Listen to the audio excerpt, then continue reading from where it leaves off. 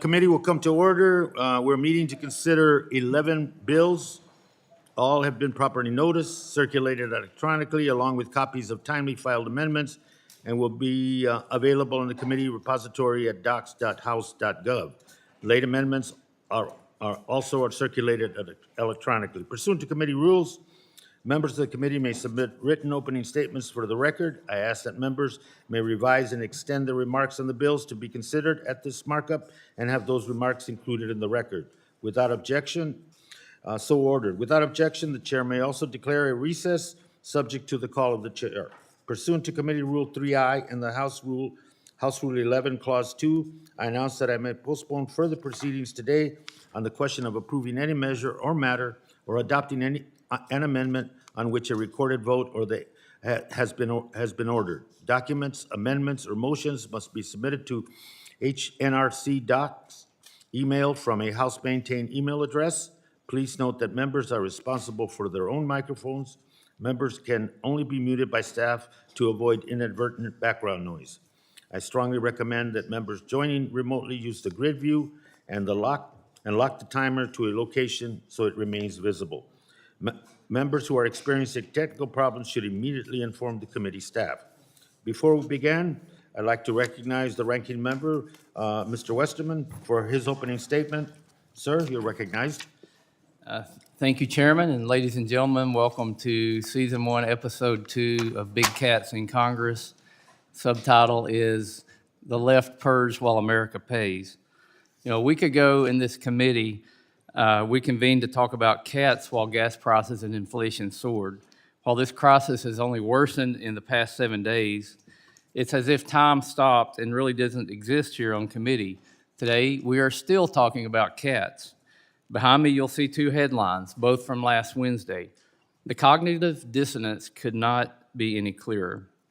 Our constituents are having to make tough sacrifices to fill up their cars, but the best this committee's majority can give them is big cat legislation. It's ridiculous that we're repeating this for the second week in a row.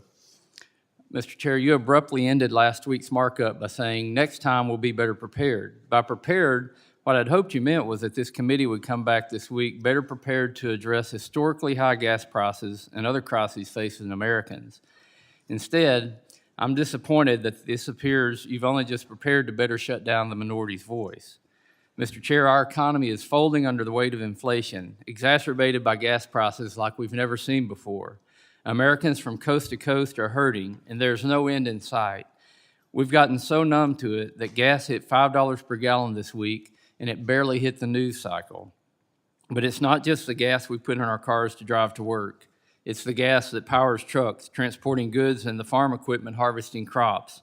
Not to mention the energy required to cool down homes during nationwide heat waves, to power cities, and to manufacture products. As members of the Committee on Natural Resources, we have a particular responsibility to steward America's resources well. Part of that responsibility is overseeing our domestic oil and gas production, ensuring it is done sustainably. Yet this year, when America needs domestic energy more than ever before, this committee's majority has yet to bring a single energy bill to markup. Instead, we spent last week and now this week talking about cats. Mr. Chairman, you might think Americans are focused on lions and tigers right now, but I assure you this is not the case. Don't just take my word for it. Listen to our constituents and members of your caucus. David in Mr. Gray's district told him, We're struggling to make our bills because everything is so high. Mr. Bent shared how a trucker in his district said he's paying $800 to fill up his rig. Agriculture Committee Chair David Scott said during a hearing this week, Americans have just about had it. I've watched the news. I don't care which one you watch, even Fox, CNN. Ladies and gentlemen, we need to do something right now about the cost of food and the cost of fuel. Even my Democrat colleague, Ms. Porter, recently shared how she's having to take basic groceries like bacon and cereal out of her shopping cart because prices have gotten too high to afford. There are ways Congress can and should address this crisis, including incentivizing oil and gas leasing, reopening pipelines, and flipping the switch on American energy dominance. I and my colleagues have legislation introduced and ready to go that would do just that and more. Yet, when we tried to refocus this markup on the issues that matter, the meeting was adjourned. Now, you've had a whole week to come back and include bills that would unlock American resources and provide immediate relief to struggling families. But we're still talking about cats. That's not Groundhog Day, that's just the Democrat agenda. We have a responsibility as members of Congress to advance sound scientific legislation that meets any crisis head on. Yet here we are, fiddling while Rome burns. The longer we delay, the worse it becomes. I, along with my Republican colleagues, will continue offering amendments and introducing legislation to reorder this committee's priorities and address the issues facing Americans. Mr. Chair, I urge you to engage with us in these conversations, not shut down the legislative process to push the Democrats' agenda. I look forward to hopefully the debate we will have today, and I yield back. And thank you very much, Mr. Westerman. I look forward to the discussion today as well. The items, the legislation that is before us at today's agenda has gone through regular order. It's the work of the committee and the subcommittees, and the expectation is that some action needs to be taken on that, and we want to move forward with that. The broader discussion is not about callousness. My colleagues on this side of the aisle recognize the economic hardship that American families are going through, but the root causes of that hardship have to be confronted as well. We cannot blithely just always promote a negative and blame somebody for the situation we're in if we don't look at the root causes of why we're in this situation, why and what are the root causes, and address those root causes. To superficially use the situation economically to promote and to reintroduce past practices that have been detrimental to the issues that confront this committee as well, dealing with the climate crisis, ensuring that our public lands and waters are best utilized for the interest of all Americans. And I think that if in going forward, we need to have an understanding of what the root cause is. And we don't have that understanding, sir. The legislation, even the 6 points that the Republicans are promoting, have been hit as being not based on any science. They're a political blame game and a response with not any basis in science and in structure. One of the things that the Democrats are committed to is not repeating the same mistakes of the last 4 or 5 years.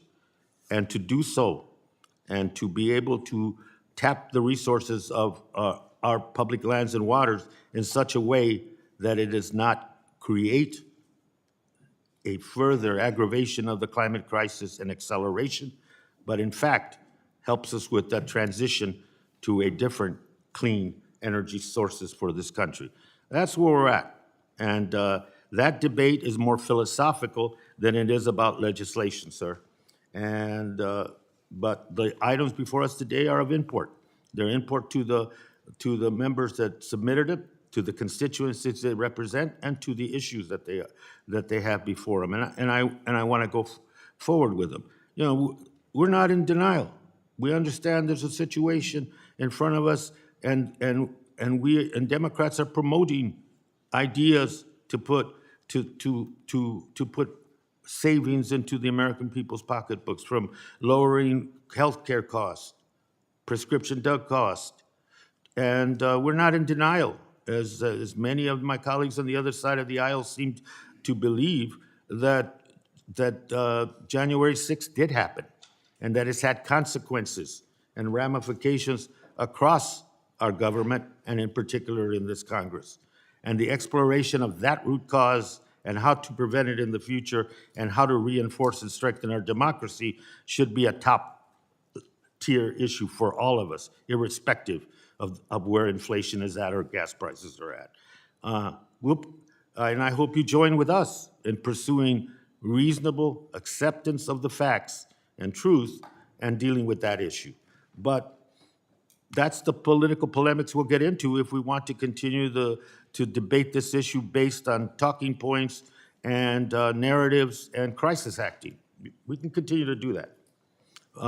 But I would prefer today, if at all possible, that we expeditiously move, everybody having the opportunity to speak on the items that are before us today. That is not avoiding an issue, that is dealing with the issues that are before us today. The other point I wanted to make today, because big cats being the point of contention, or at least the starting point for amendments and discussion about the issues that you believe are important to part of the political narrative, we're going to move that toward the end of it and move on to start with Mr. Gallegos and then return to the cats, because that consumed 2 hours last time, and I'm assuming it'll consume that equal number of time today. But we do have other pieces of legislation. You see items that reflect both sides of the aisle that should be dealt with expeditiously. There's already agreement between staffs on a majority and minority that those were items that could go by unanimous consent. I would like to proceed with those as well, return to big cats, and finish that discussion, whatever that discussion might end up being. With that, let me now turn to the item under consideration is offered by Representative Gallego, H.R. 6181. I ask unanimous consent that the Subcommittee for Indigenous Peoples of the United States be discharged from further consideration of the bill. Without objection, the bill will be considered as read and open to amendment at any point. I now recognize Mr. Gallego for his opening comments on the legislation. Sir, you're recognized. I want to thank Chairman Grijalva. I want to thank Chairman Grijalva for bringing my ANS of the Samish Indian Nation Land Reaffirmation Act up for consideration today. This ANS would reaffirm the Samish Indian Nation's ability to take land into trust, just like other federally recognized tribes. Specifically, a 6.7-acre parcel of land that the tribe has been trying to put into trust for over 10 years. This 6.7-acre parcel will be used by the tribe to improve road access to their existing lands taken into trust prior to the Supreme Court's 2009 Carcieri decision. The Department of Interior, based on work done by the Obama, Trump, and Biden administration, agrees that Samish should be able to take this land into trust as well. This ANS, like many bills we see in the Indigenous Peoples Subcommittee, would allow this land to be taken into trust by righting a wrong done to the Samish Indian Nation. In 1969, the Samish Nation was left off BIA's list of federally recognized tribes due to a clerical error, an error that was confirmed by the courts when Samish was re-recognized decades later in 1996. Because of this clerical error, the Samish Nation has been subject to the Supreme Court's harmful 2009 Carcieri decision, which excludes some tribes from accessing their rights under the Indian Reorganization Act of 1935. The Indian Reorganization Act forms part of the bedrock of tribal sovereignty by allowing tribes to take land into trust to reclaim their homelands. In essence, this ANS is a Samish-specific Carcieri fix. As my colleagues know, 302 bipartisan members of Congress recently voted for Representative McCollum's more comprehensive Carcieri fix on the House floor. If the Senate can pass the full Carcieri fix, this ANS would not be necessary. But we've yet to see any progress on the Carcieri fix in the Senate, and the Samish tribe has been denied their rights for too many decades. It's time for Congress to right this wrong. That's exactly what this ANS does.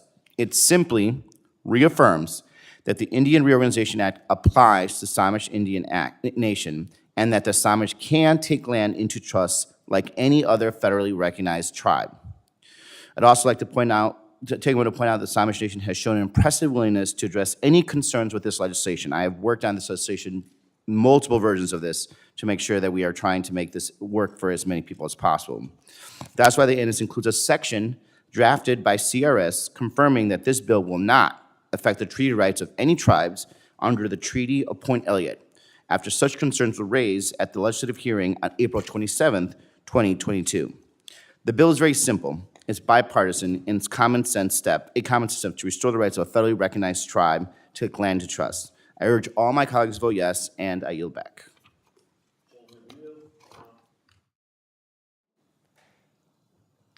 Any further debate on the legislation before we begin the amendment process? Anyone seek to be recognized?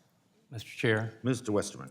Thank you, Mr. Chair. And as introduced, H.R. 6181 would ratify and put into federal law a non-final November 2018 decision of the Bureau of Indian Affairs, their Northwest Regional Director made to acquire 6.7 acre parcel of land into trust for the Samish Indian Nation. This seems like a pretty mundane, straightforward issue until you get into the details of it. At an April 27, 22 hearing, the Subcommittee for Indigenous Peoples heard testimony that several Washington state tribes have no concern with the 6.7 acre parcel being acquired in trust for the Samish Indian Nation. However, Washington state tribes are concerned about the prospect of Congress putting into law a bureaucrat's decision that is subject to a pending appeal and that could rewrite more than 40 years of federal case law on who the successors are in interest to the 1855 Treaty of Point Elliott. Despite representations that the bill was not intended to affect any treaty rights, the Samish tribe is representing to the state of Washington that the November 2018 Bureau of Indian Affairs decision confirms the Samish tribe's status as a successor in interest to 1855 Treaty of Point Elliott. While this ANS differs from the bill as introduced, concerns still can and continue to be expressed by tribes of the state of Washington.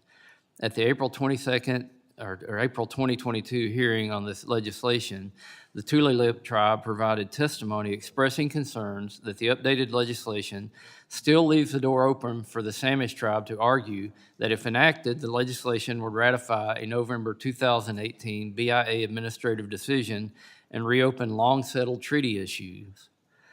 The committee should not take concerns as important as treaty rights lightly. This committee should also not take intertribal disagreements or the positions of the elected members of Congress who represented the impacted area lightly. Notably, H.R. 6181 is not sponsored or co-sponsored by any member of the Washington State delegation, Republican or Democrat. While one member of the delegation did briefly co-sponsor the bill, they removed their name from the bill shortly thereafter. I believe that these facts alone should give this committee pause about proceeding with the bill.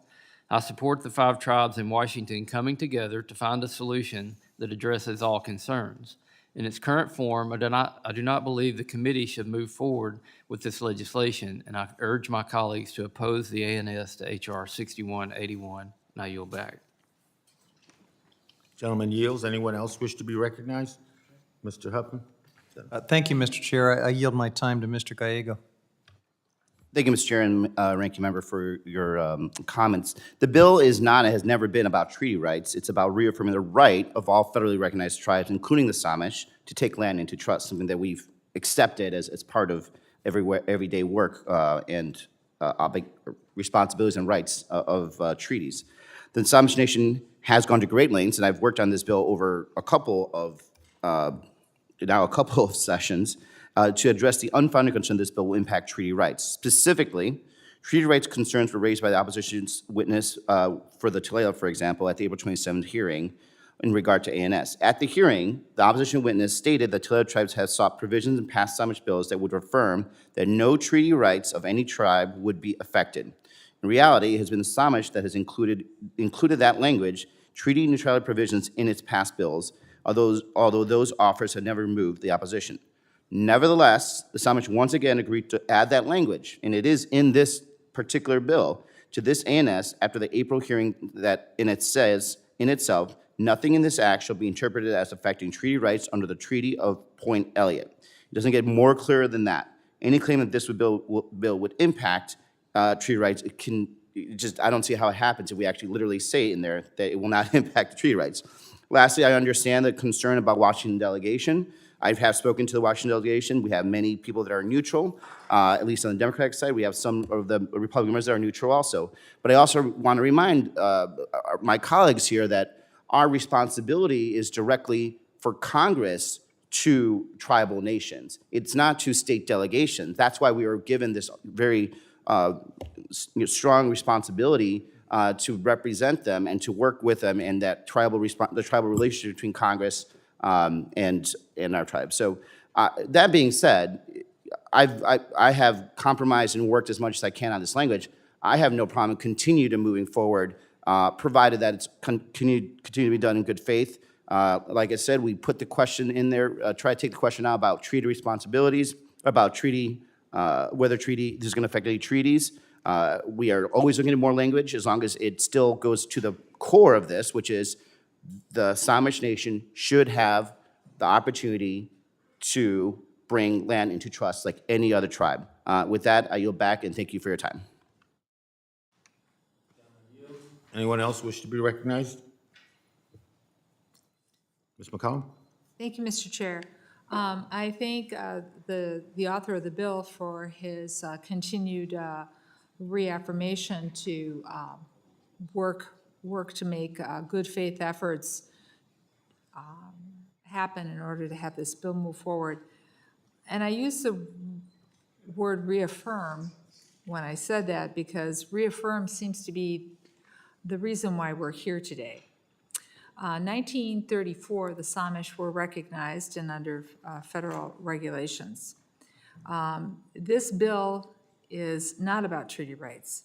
This bill is about living with a clerical error that was made against the Samish tribe, and they were forced to seek re-recognition in 1996 after a Bureau of Indian Affairs clerical error in 1969 accidentally left them off the Federal Reorganization Tribe List. And that's happened to a lot of tribes. I represent, along with Mr. Stauber, some great Anishinaabe nations, and we're working together to make sure that the Anishinaabe are counted correctly. Sometimes the Bureau of Indian Affairs counts the entire Ojibwe nation as they organize and as they work together, sometimes as one. But we know them in Minnesota to be separate individual tribes, which need to be recognized that way. But depending upon which Bureau of Indian Affairs spreadsheet you look at, they're treated differently, a clerical error. So at the heart of this is fixing a clerical error. And so I'm thrilled to be here to support this legislation as it moves forward. And I know that the Congressman Gallego is true to his word, that if there's things that can keep any misinformation and miscommunication from happening, he will work to do that. But at the same time, we cannot allow this clerical error to continue to punish this tribe. And I thank the committee for its support for our Carcieri fix. If we had had that, we wouldn't even be here today. I yield back, Mr. Chair. Gentlelady yields. Anyone else wish to be recognized?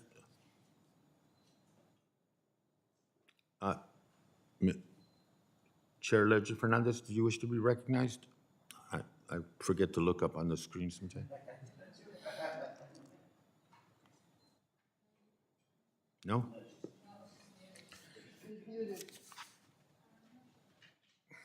You're muted at this point.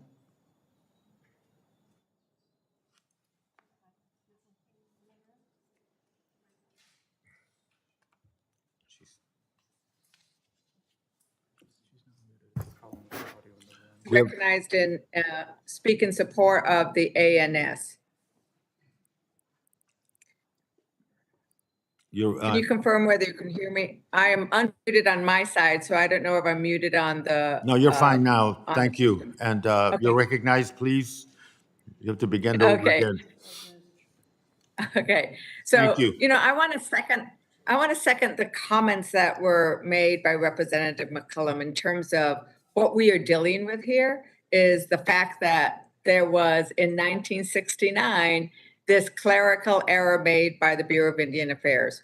When we had the hearing that included this bill, we were addressing actually several bills that were before the subcommittee precisely because of some error, some mistake that had been made, and this was indeed another one of those bills. I don't think anybody contests the fact that it was a clerical error, that the Samish Indian tribe was left off the rolls, and that this bill is intended to remedy that error, but more importantly, address what we can't get, which is the Kacheri fix, so that all tribes will have the ability to put land into trust under the same rules.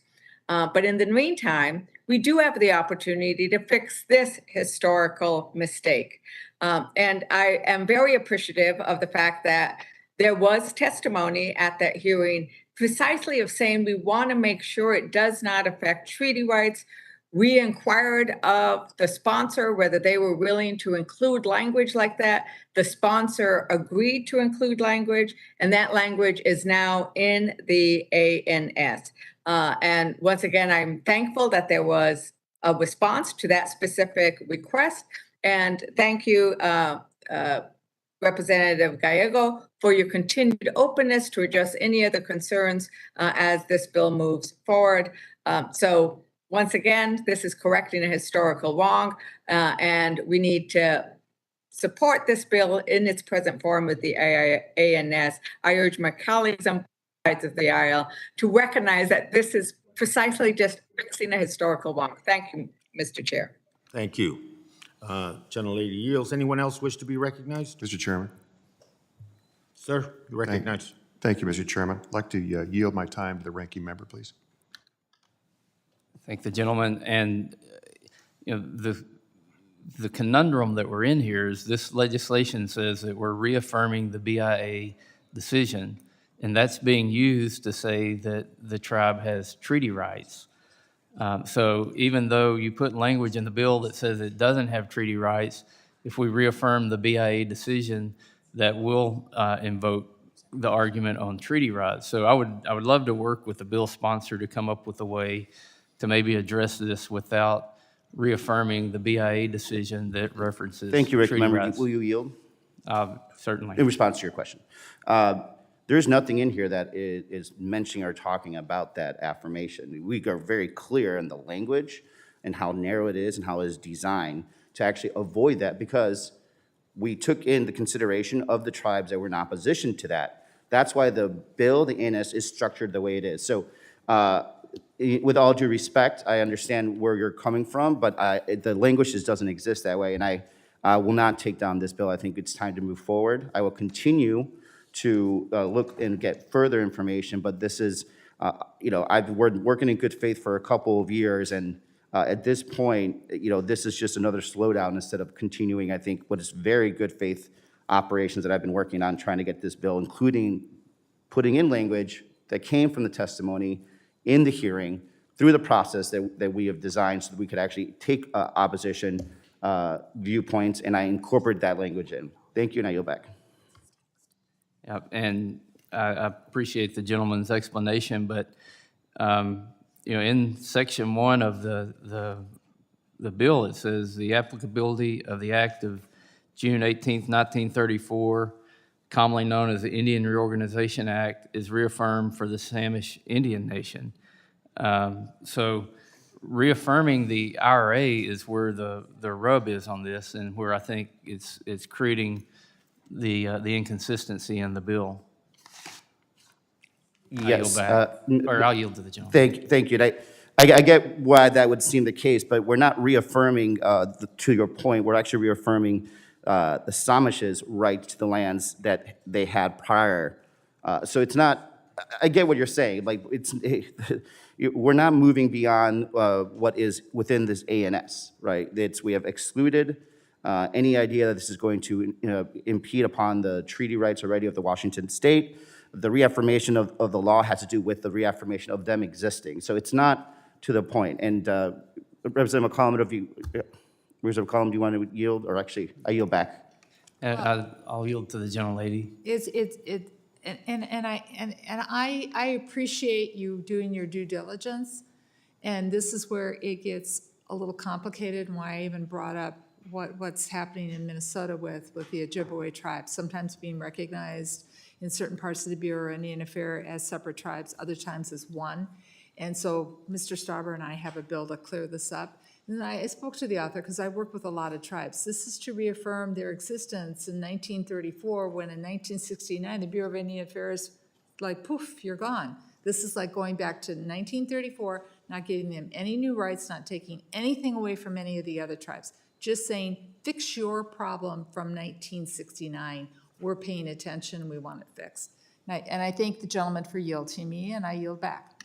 Thank you. And again, I think this is something we could work out, but the way we see the language, reaffirming the IRA means reaffirming the BIA decision. So we simply can't support the bill that is written. And Mr. Chairman, I yield back. Thank you. Gentleman yields. This type of legislation, I recognize myself, is not uncommon. Congress routinely passes legislation that impacts ongoing appeals or litigation. 2014, Congress passed the Gun Lake Trust Land Reaffirmation Act, reaffirming land taken into trust for the Gun Lake tribe, and specifically ended litigation filed in opposition to the department's determination. Additionally, in 2021, the House passed H.R. 4352, reaffirming the Secretary of Interior's authority to take lands into trust for all federally recognized tribes, hopefully ending the litigation filed on carcieri claims. And, I'm for intertribal unity at all levels. But sometimes in Indian country, like everywhere else in the world, including this present meeting room, not everybody's going to agree. And but we can't let, I think, that stop us from doing what is right and taking the corrective step and to correct an error that was made, but in unrecognizing the tribe and reaffirming the recognition of the tribe and nothing else. And I think I want to thank Representative Gallegos when he began working on this a couple years ago, it seems, more than that, and the differences that he had to approach and reconcile with other tribes and with other members has produced this. And I think this protects everybody else, but reestablishes what was lost through clerical error to the Samish tribe, which was their recognition as a tribe. With that, I yield. Will the gentleman? Absolutely yield to the ranking member. Mr. Chairman, you make a great point, so I would ask the question, why not take land in trust? Why go down this affirmation route instead of taking land in trust? I yield to Mr. Gallego. Thank you, Mr. Chairman. Respected member, this is the only legal way for them to take land into trust in order for us to actually pass this. That's why I'm going through all of this, or else it's impossible for them to actually take land into trust. Because if they were a recognized tribe prior to Carcieri, they would have actually had that right. Now they don't have the right. So I'm trying to close that gap. So that's it. Yeah, and if the gentleman will yield, never has Congress terminated tribes' judicial review rights in the past. So,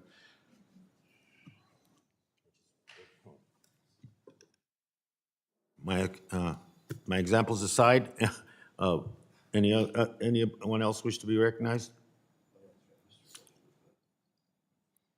Anyone that is not present in the meeting room wish to be recognized?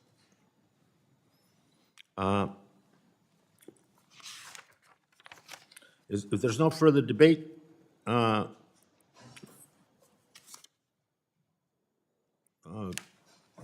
we will begin the amendment process, but without objection, the NS offered by Representative Gallego is considered as read and open to amendment at any point. So is there any amendments to this bill? If there are no amendments, the question is on adopting the ANS. I will pause so that members joining us remotely can unmute. All those in favor indicate by saying aye. Aye. Aye. All those opposed, I always forget that pause period, you know. All those opposed indicate by saying no. No. In the opinion of the chairs, the ayes have it, the ayes have it, the ANS is adopted.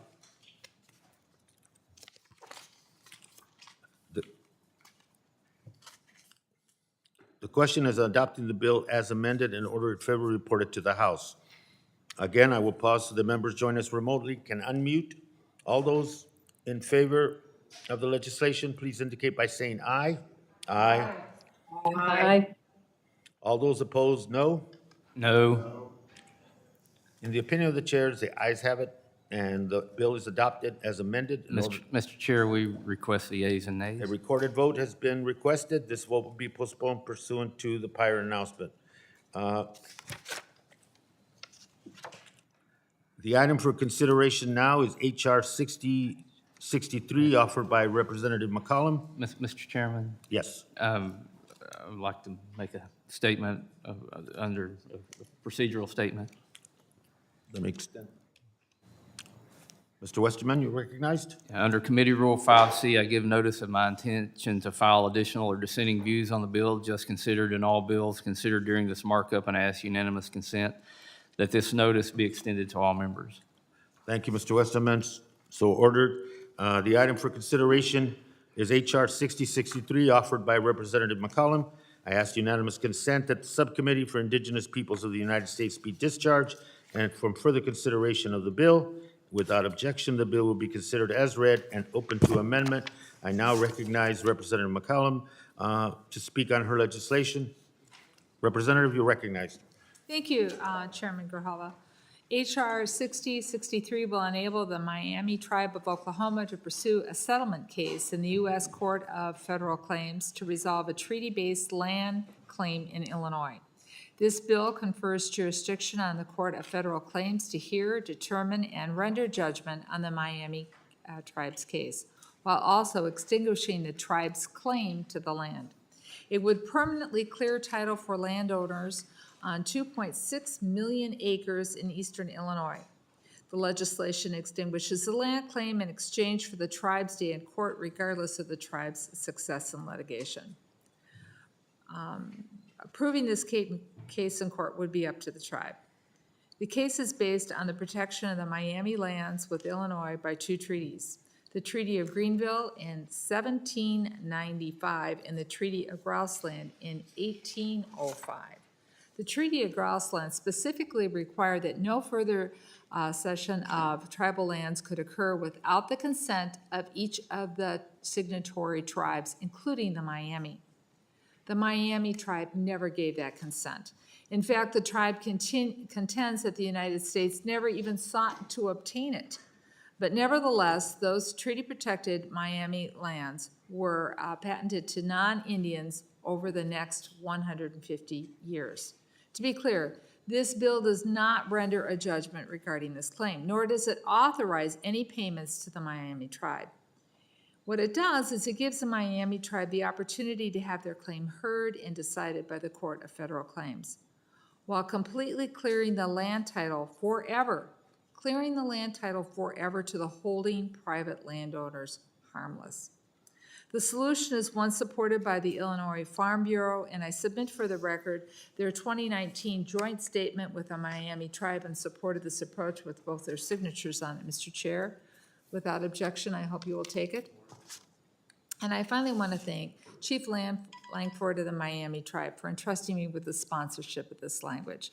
And I also want to thank my colleague and co-lead on this bill, Representative Mullen of Oklahoma, for working to advance this legislation together and bipartisanly. It is truly an effective, fair, and bipartisan remedy for both the Miami tribe and those Illinois landowners.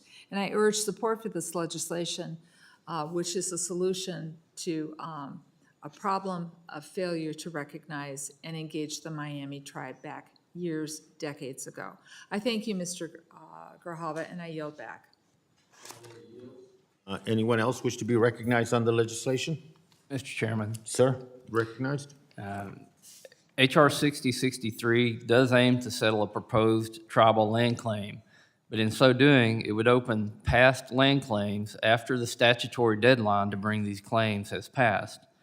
The Miami tribe of Oklahoma originated in the Great Lakes region, but was removed to Kansas and finally to Oklahoma by the U.S. government. In 2000, the tribe filed a lawsuit against homeowners and farmers in Illinois, claiming 2.65 million acres of the Wabash River watershed as rightfully theirs. A court ruled that the tribe could only file this lawsuit against the United States, not private citizens, and the tribe withdrew. H.R. 6063 is fundamentally a waiver of the United States immunity from a suit that could have been but was not filed by the tribe during the period when the Indian Claims Commission Act claims were required to be filed. The ICCA bars tribes from bringing certain claims before the Court of Federal Claims if they were not filed by 1951. And I'm quoting from that. It says, so that no tribe could come back to Congress 10 years from now and say that it had a meritorious claim, end quote. While H.R. 6063 aims to resolve the proposed land claims of the Miami tribe by giving the tribe more time to file land claims, it is doing exactly what Congress intended to prevent with the ICCA. The bill would open up past claims and prevent the United States from asserting a defense against these claims based on the tribe's filing timing. For these reasons, I oppose the bill and yield back. Gentleman yields. Anyone else wish to be recognized? Is there any further debate before we begin the amendment process? Without objection, the ANS offered by Representative McCollum is considered as read and open to amendment at any point. Are there any amendments to the legislation? No. If there are no amendments, the question is on adopting the ANS. I will pause so the members joining remotely can unmute. All those in favor, please indicate by saying aye. Aye. All those opposed? Aye. I always forget to pause. All those opposed indicate by saying no. No. In the opinion of the chairs, the ayes have it, and the ANS is adopted. The question is on adopting the legislation as amended and ordered favorably reported to the House. I will pause now so the members joined remotely can unmute. All those in favor, please indicate by saying aye. Aye. Aye. Aye. All those opposed, please indicate by saying no. No. In the opinion of the chair, the ayes have it, and the bill is adopted as amended and ordered favorably reported. The motion to reconsider is laid on the table. Calling up for consideration H.R. 5444 offered by Representative Davis. I ask unanimous consent that the Subcommittee for Indigenous Peoples of the United States be discharged from further consideration of the bill, and without objection, the bill will be considered as read and open to amendment at any point. I recognize myself to speak on the legislation. H.R. 5444, introduced by Representative Sharice Davis, is a bill that addresses a deeply painful subject for Indian country. As most of us know, this country's history toward and atrocities against Indigenous people are horrific and brutal. The stories from the Indian boarding school era are no different. For generations, Indigenous children were removed from their families and traditional communities to boarding schools to assimilate in an effort to force assimilation on Indigenous children. Unfortunately, many experienced physical, psychological, sexual abuse as a punishment for simply practicing their cultures or speaking their traditional language. The federal government is only beginning to acknowledge its role in this horrific history and its divisive policies. H.R. 5444 will establish the Truth and Healing Commission to begin healing intergenerational trauma to the Indigenous community. The commission will uncover historical records that document unmarked grave sites of Indian boarding school children investigate the cases of abuse that arose at boarding schools, and provide recommendations for the federal government for additional policies. I cannot emphasize enough how much needed and long overdue this legislation is. Yeah, I urge a yes vote. And it's particularly poignant to be dealing with this legislation and the formation of this commission at this time. It is not only a reckoning and a righteous reckoning with history, but it is also comes at a time in our country where the inability to understand and fully converse and dialogue and fully accept responsibility where responsibility needs to be accepted, and to deal with the facts and the truth are sorely needed. And it's not only a question of healing, it's a question of understanding. And I think this commission comes at an interesting time in our own history as a nation, independent of this commission, a time in which those same forces of intolerance and abuse seem to be on the rise. And that is, I say that without pointing fingers, I just say they're on the rise. And so I think this is particularly an important piece of legislation as a righteous reckoning on history, but it is also, I might say, timely in many ways. So before we consider any amendment, does any other member wish to be recognized to speak to the legislation? Mr. Chairman. Mr. Westerman, sir, you're recognized. Thank you, Mr. Chairman. Early in our nation's history, the federal government funded education of Indian children to accelerate the assimilation of American Indians and Alaska Natives. While historical boarding school practices were a clear failure in federal policy, Indian education is an important service that the Bureau of Indian Education still provides today through 15 operating schools. H.R. 5444 would create a commission to address harms brought by earlier Indian boarding school policies. While I appreciate that goal, this bill goes about addressing these historic wrongs by broadly expanding federal authority. The current text of the bill is written such that it would establish an independent commission of appointed citizens with unchecked power to subpoena the federal government, schools, churches, and individuals, and it would also be funded by unlimited taxpayer dollars. And finally, this bill would pay commission members top-tier salaries in addition to their travel expenses. Last June, Secretary Holland announced a plan for the Department of Interior to investigate the consequences of Indian boarding schools and look at potential unmarked graves near old Indian school facilities. Volume 1 of the report was released on May 11, 2022. The report highlighted some of the conditions Native children endured at these schools, and it provided 8 recommendations, some of which were considerations for Congress. I believe that many of these recommendations should be further examined to ensure that policies established under this legislation are not duplicative of current and ongoing work by the Department of Interior. A key consideration is whether Congress should allocate resources to the department or a newly created commission. The department has more work to do and will have further findings that will help us shape a better piece of legislation that can help Native communities heal from the harm of boarding schools. I look forward to the amendment process for this bill, and I hope we can work together to structure the commission more efficiently and effectively. And I really hope we will give serious thought to the amendments that we offer to make this bill better, because in its current form, I will have to oppose it, and I yield back. Thank you. Does anyone else wish to be recognized on the legislation? Mr. Chairman. Gentlelady's recognized. Mr. Chairman, thank you so very much for bringing up this legislation and this markup so we can move this bill forward.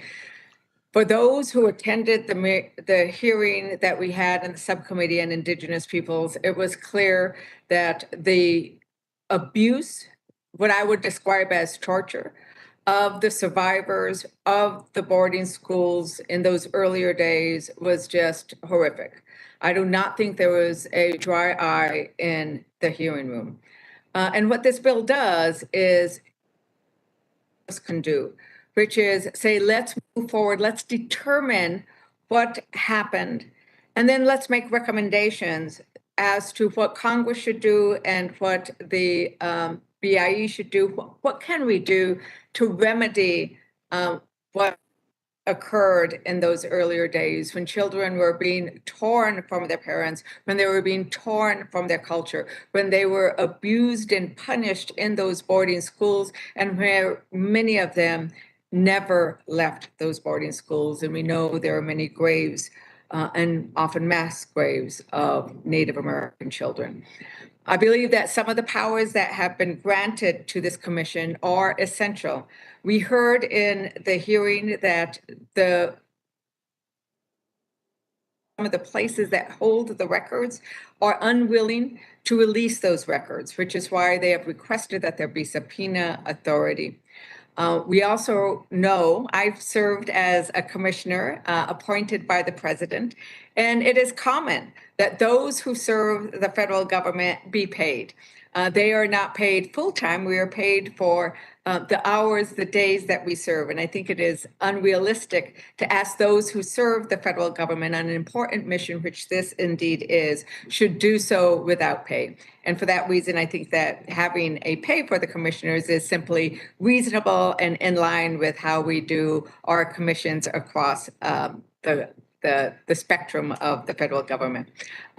Once again, I think what we should truly listen to is all those voices that we heard of the survivors and the importance of reviewing and coming to terms with the atrocities that we committed on our own children, our Native American children.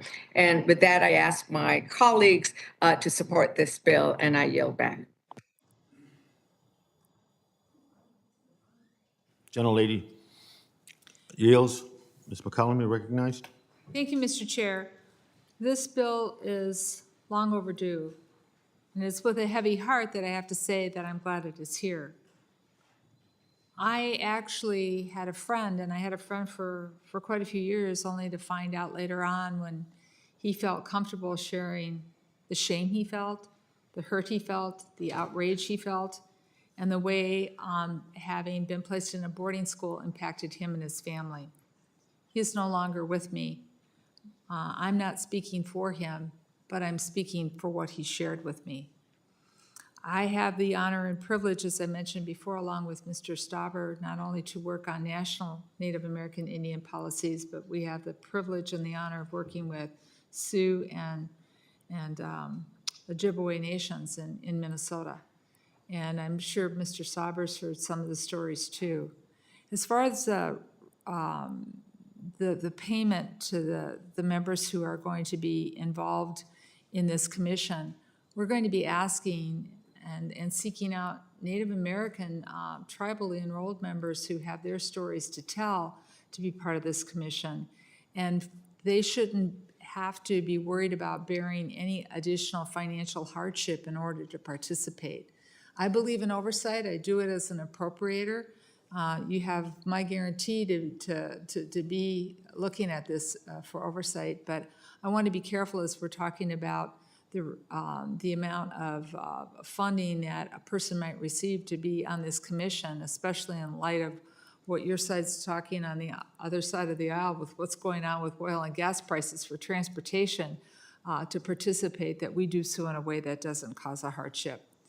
And let me close with this. We often hear the term intergenerational trauma.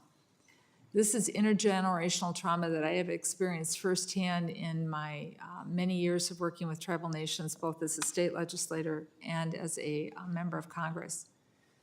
Grandparents watching their sons and daughters have their children literally taken away from them. Parents having their children come home and their children are saying, "Why didn't you protect me?" Children who are in a boarding school all by themselves, wondering why their parents don't come and get them, and why their grandma and grandpa, and the way that the language that they speak and the customs that they have now all of a sudden are evil people. And the way that in which tribes have tried to get information for mass graves, unmarked grave sites, from churches, from the federal government, from the U.S. Department of Defense, these are records that we should be demanding. These are records that these families deserve. And so I know that there's going to be amendments offered, and Mr. Chair, I don't plan on speaking on all of them because my other colleagues will too. But as I said, I'm not speaking for my friend. I'm speaking because he was my friend. And this is not only personal to me for the many children I don't know, but this is personally for me, for the man that I met who once was a child trapped in one of these boarding schools. With that, I yield back. Anyone else wish to be recognized on the legislation? Sir, you're recognized. Thank you, Mr. Chairman. When the Subcommittee on Indigenous Peoples met to consider this bill several weeks ago, I found that hearing deeply moving. The establishment of the Indian boarding schools in the United States, I think, is a grave injustice committed against Indigenous peoples, and the hearing made that very clear. What else was clear is that in hearing the testimony from some of the tribal elders that appeared that day, the intent of those schools was not merely education. It was cultural assimilation, forced if necessary, and territorial dispossession. And I think that anyone that looks into the history of those tribal schools, boarding schools, would come to a similar conclusion. The stated goal of this bill is to establish a Truth and Healing Commission, and I think we could use more of both of those things in the United States today. It is my fervent desire that this bill could be broadly bipartisan when it comes to the House and go over to the Senate and pass and have this commission be established. We are offering some common sense amendments today, and I am in hopes that the majority will seriously consider these. Some of these amendments do nothing more than align the bill with what is already its stated intent. So I'll be talking more as we get into it, but I'm very much in hopes that we can come to a compromise that allows everyone to vote for this, because I think that the goals of the bill are noble ones, and this is a story that needs to be told. I yield back. Gentleman yields back. Anyone else wish to be recognized? Gentlelady from New Mexico is recognized. Thank you, Mr. Chairman. This bill, as was said, is long overdue. It's about truth, about healing, about moving forward, and about repatriation of the remains of lost children, generations of lost children. In New Mexico's 1st congressional district, we have several boarding schools that were in operation for decades, for generations, that impacted the health, the well-being, the survival, and the cultural heritage of our communities. And this bill is critical to helping to tell the story of these schools, of the families, of the children, and the generations that were lost to this trauma. I wholeheartedly support this bill, and I look forward to its passage out of committee today. I'm particularly grateful to our Secretary of the Interior, Secretary Deb Haaland, who is helping to lead this work at the federal level in the administration, and want to acknowledge the families who are still experiencing loss and trauma as a result of this dark chapter in our nation's history. And with that, Mr. Chairman, I yield back. Gentlelady yields. Anyone else wish to be recognized? If there's no further debate, we can begin the amendment process. Without objection, the annex offered by myself is considered as read and open to amendment at any point. Ranking Member Westerman, you have an amendment designated number 2. Sir, you're recognized. Thank you, Mr. Chairman. And this amendment would simply strike the authorization of the wide open statement of such sums as may be necessary to fund the commission. As I said, I'm concerned that this commission will duplicate efforts that the Secretary of the Interior is already undertaking. Expanding government typically creates more problems than it solved, and there is no clear need to create a commission to examine a problem that the government has already said it is looking into. There's especially no need to write a blank check for the commission. This amendment will make sure that the continued government spending has sideboards on it, and that and it'll also reaffirm that we can't simply keep spending like there are no consequences. I support the amendment, and I yield back. Mr. Chair? Gentleman yields. Mr. Chair, as I Ms. believe, McCollum? is the only appropriator on this committee by waiver, and I thank the chair for allowing me to serve. When authorizing bills were originally written, it was such sums as may be needed. Because appropriators, we are given, you hear the allocations, 320Bs, that is the number that leadership working out with the four corners of the appropriators, House and Senate, agree to a limit as to how much can be written in an appropriations bill. In that appropriations bill for Interior, it's USGS, Geological Survey, it's Parks, it's EPA, it's Bureau of Land Management, it's Bureau of Indian Education, Bureau of Indian Health. I could go on because we have a lot of small agencies. And so the reason why it's such sums as must be needed, it is for the appropriators to figure out within that allocation how to divide up that money rather than the committee authorizing mandate. Now, it has become custom and usage around here for the authorizers to put in the dollar amount to tell the appropriators what to do, and then people come in and they go, well, no, this is how much money it's supposed to be because it said it right here in this bill. And so maybe I'm a little old-fashioned, but I'm going to stand up for the such sums as may be required because I can tell you with the allocation that the Interior Committee gets, it is not going to be a blank check. But so being a history teacher by trade, I thought I would have a little bit of opportunity here to explain how authorizing used to take place and appropriating used to take place. And right now what we have is the two often getting conflated and mixed up together. So, Mr. Chair, based on the custom and usage you have witnessed, I would hope that you would support opposing this amendment. And to the ranking member, based on the custom and usage that you have seen over the years, I can understand why you would be concerned. But trust me, there is no blank check in the Appropriations Committee that deals with the Department of Interior and that. We would love to have more money if you'd like to lobby with me to get a larger allocation. With that, I yield back and I oppose the amendment. Let me recognize myself. In response to the gentlelady's comments, my intent with Mr. Westerman's amendment was to remove that language, all sums as necessary. And the reason for that is that going back to the good old days, to allow the appropriation process to do its process and to allocate the money that would be necessary from that point of view to the commission. If that's appropriate as an agreement, that's the process that would work. If the opposition, Mr. Westerman, is to that boilerplate language of such sums as may be necessary, if it's removed, I'm not opposed to your amendment. I'm willing to accept the amendment and yield to Mr. Westerman for any comment. They say in sales, when you got a deal, shut up. So thank you. No, and part of the deal is that you have to trust Ms. McCollum. That's that all things will be done right. With that, if there's no objection, the amendment is accepted, and we move to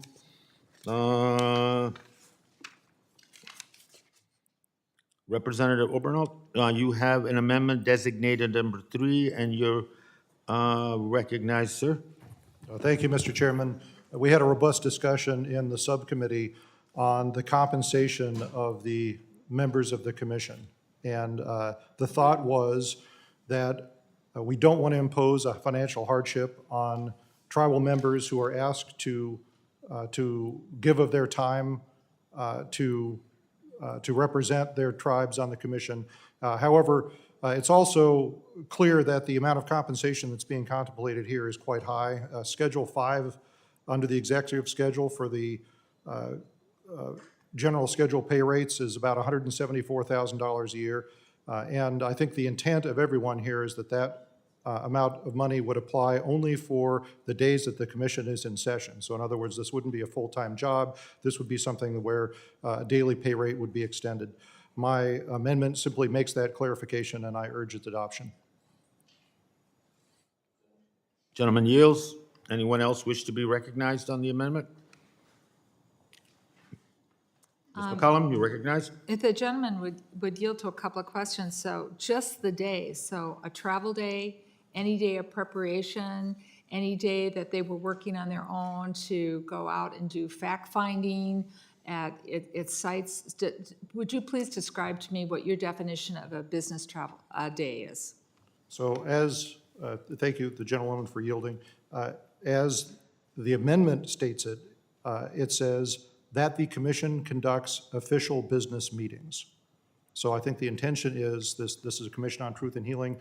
We want to have commission hearings where these tribal members come and testify before the commission. So if the commission is conducting a business meeting, I think time spent in furtherance of that is the point we're trying to make. I yield back. So travel time, any preparation time, anything that they did on their own to inform them and make them a more, productive commission member, none of that, all that time would be on their own. They wouldn't be compensated for any time. You know, as you know, you're working from home, you're working on the weekends, you're reading things, we're salaried. But you would basically just say only the days that you came, or if it's virtual or in person, where business was being conducted by the committee of the whole, those would be the only days that you would be reimbursed for. I just want to be clear on your intent. Sure. Well, the amendment is worded rather broadly, that the commission conducts official business meetings. So I'm not a lawyer. If I was, from a layman's perspective, if I was interpreting that, I would say that travel time would be included in that because that's related to the official business meeting. Time spent on the weekend reading and preparation, I would say would not be, but I'm open to any clarification that you'd want to make to that, but that was our idea for... Reclaiming my time. Certainly. Right now, I'm going to oppose your amendment, but I look forward to working with you on language as we move towards the floor. To clarify anything, but right now, I think you and I are close in definition, but with neither one of us being attorneys, I think we need to talk to the people who draft the bill. So I thank the chair and I yield back. Thank you. Anyone else wish to be recognized on the amendment? Mr. Chairman. Mr. Westerman. I would like to add that the bill does include per diem, so travel would be covered. But what this amendment would do would strike full salaries for members of the commission established under the bill.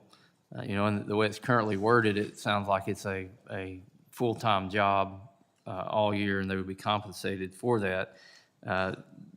This would create an advisory commission to investigate the impacts and ongoing effects of historic Indian boarding school policy. The bill entitles members of the commission to a daily salary rate equivalent to $76,300 a year for any day the member is engaged in the performance of the duties of the commission. As written, the bill could lead to paying exorbitantly high salary to commission members who would also not be required to give up their permanent jobs in order to serve on the commission. Mr. Obernolte's amendment would set reasonable sideboards for commission member compensation, ensuring they're only paid for days the commission is actually meeting. I support the amendment. I think it's a step in the right direction. If we need to work on it some more, then I think we're obviously open to working on it. But the idea is that we pay people fairly for the days they're working, but we don't create just a large salary for when people may not be working. I yield back. Gentleman yields. Now, theoretically, if that concept applied to members of Congress, theoretically, Mr. Albin, your point is well taken. And I agree with Ms. McCollum on that.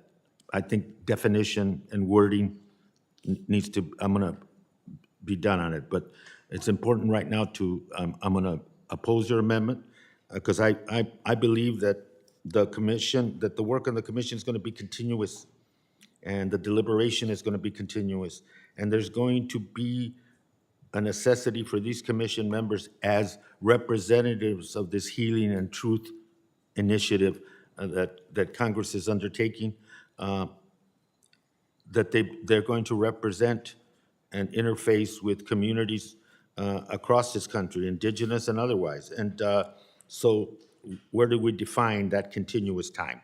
And that's my question. And the same question that Ms. McCollum was asking. So I'm going to oppose your amendment with my intent and Ms. McCollum's intent to pursue what that definition and what those guardrails would be. And I look forward to those discussions. With that, any other member wish to be recognized on the amendment? Mr. Chair, Sir. I do support the amendment, and I think the cooperation from the minority and the majority here to look at the opportunities to have that discussion. I am fully supportive of the underlying bill. And I yield back. Anyone else? Is there any further discussion on the amendment? Hearing no further debate, the question is on Mr. Obernold's amendment number 3 to the legislation. I will pause so the members join can remotely unmute. All those in favor of Mr. Obernold's amendment number 3 indicate by saying aye. Aye. All those opposed to the amendment indicate by saying no. No. No. No. In the opinion of the chairs, the noes have it, and the amendment is not agreed to. Mr. Chair, if I could request the yeas and nays on that, please. Gentleman has requested a recorded vote, and that vote will be postponed pursuant to the prior announcement. Mr. Ranking Member Westerman, you have an amendment designated number 1, and you're recognized, sir. Thank you, Chairman. This amendment would strike the commission's authority to unilaterally issue subpoenas to compel information from private citizens, schools, churches, and the federal government.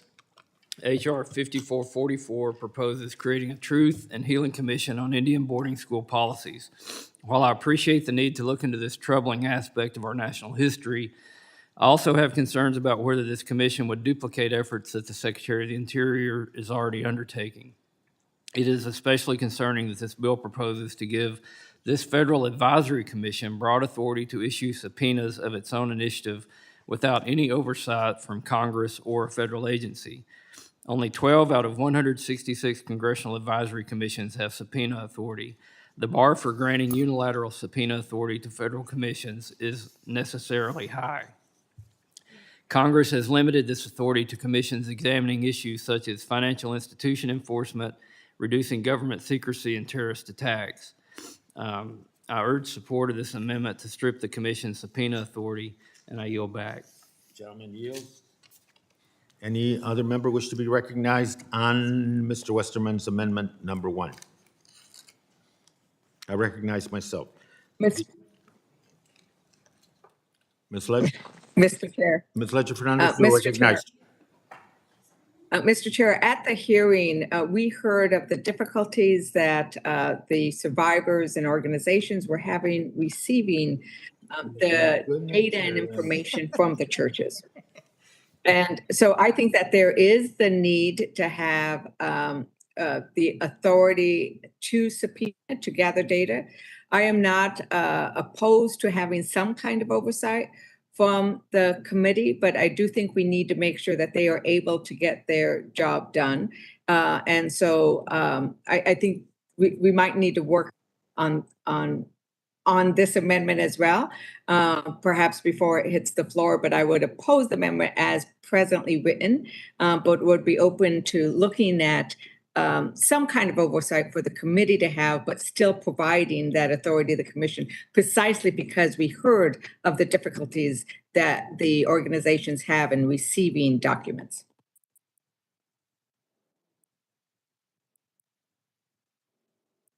Yields. Anyone else wish to be recognized on this gentleman's amendment? Mr. Westerman's amendment number 1? Mr. Obel, Oh, Mr. Robel. Thank you, Mr. Chair. We, as the chair of the subcommittee just stated, we had an extensive discussion about this at the hearing. It can't be understated how unusual it is to grant this kind of authority to an appointed commission. There are standing committees here in the House of Representatives that don't even have subpoena authority. This committee, however, does have a subpoena authority. So I'm in hopes that there is some middle ground here that would allow the commission the ability to get access to the information that it needs without granting them authority that even some standing committees in the House of Representatives lacks. So as Chair Ledger Fernandez stated, there are other ways that we can approach this problem. We can have the commission come to us, come to a subcommittee, or with the concurrence of our colleagues in the Senate, to subpoena the information that they want. Perhaps they can make a suggestion that would be subject to our disapproval, but I think that there are other ways that we can do this. So I'm in hopes that perhaps there's some room to negotiate here. And I would also, just make the point, we've been talking about these objections to the bill now for almost a month. And I actually think that we're not exercising our bipartisan muscles enough here because, I was hoping that we would come into this hearing with agreement on these different points so that we could offer amendments in exactly the format that would be acceptable to yourself and the rest of the committee. So in the future, that's what I would hope, because obviously it's very difficult for us to negotiate legal language sitting here at the dais. And we've got other stakeholders that we want to weigh in. But if we could accelerate this process a little bit more in the future, have these discussions a little sooner, and hopefully come to a hearing like this, come to a markup with language that everyone has agreed to, I think it would be more productive. I yield back. Mr. Chair? Thank you, and I'll recognize Ms. McCall. Your suggestion is a good one, and effort, and I think directions from majority, minority to their respective staffs in terms of highlighting those points and engaging in those points. We'll continue to make those, you'll continue to make those, but at some point, if there is something to be worked out, there's some accountability involved here. And if I don't think we've been remiss in trying to work out some language issues, either under the direction of the subcommittee chairs and their staffs, but I see your point, and it's a point well taken. Thank you. Ms. McCollum. Mr. Chair, I also agree. I think on the last couple of conversations that we've had, perhaps it has been a missed opportunity now that we're together more, that COVID's not happening to work together. I would suggest reaching out to Mr. Cole and Ms. Davis. The Native American Caucus is the only truly hardworking bipartisan caucus here in Congress, and I think that they could be of help in working with the committee on doing that. I don't want to see this struck for this reason at this point. I think there is room to move, to come closer together, what you were talking about, and work with this committee to get the subpoena power, but I don't want to remove it. Once you take, I'm afraid once we take this out, it will be hard for us to put it back in together, and I mean that bipartisanly, to put the subpoena power back in together. I think we need to work on it. The reason why I feel so outraged that the churches will not share this information, the churches were paid by the federal government. Taxpayers paid them to do this. So we have a right to see that, and so do they. So both on the compensation in this, I sincerely will do what I can either in the Appropriations Committee or working with the committee at large to address this. I think these are obstacles that won't be in our way if we really sit down and do the hard work that needs to happen, and you have my commitment to do that. With that, I yield back. Gentlelady yields. Anyone else wish to be recognized before I recognize myself? Yeah, the legislation subpoena power authority is already narrow in scope. It's confined to records from a period of time that non-federal entities operated Indian boarding schools through federal contracts and otherwise. The commission is not going to have the power to subpoena documents from non-federal entities outside that scope. But fundamentally, removing subpoena power from this commission, I think, basically cuts out its independence and cuts out the intent and the soul of what this commission is trying to do. The power that the subpoena has, even by implication, is that the power to compel. And much of what we need to have done with this commission is compel people to bring forth so that healing and truth can be part of that discussion. I think the subpoena power guarantees that the remains of loved ones, particularly children, are located and returned to their families.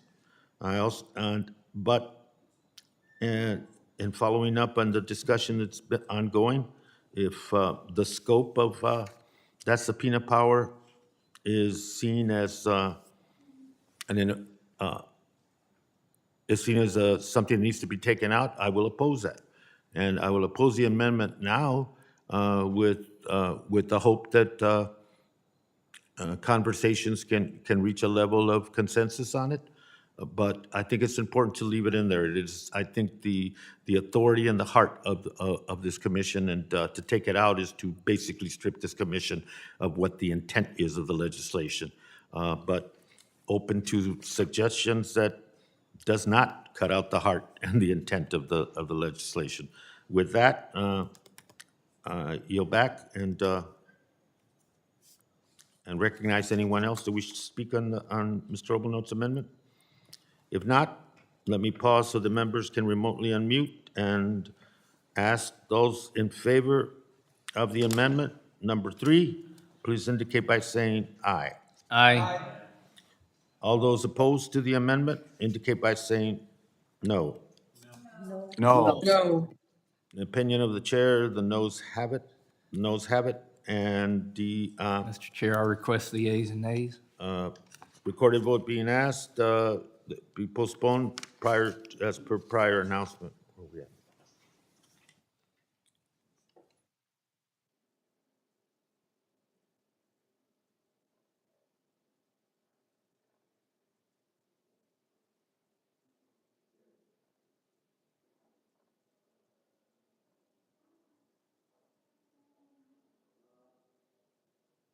We know.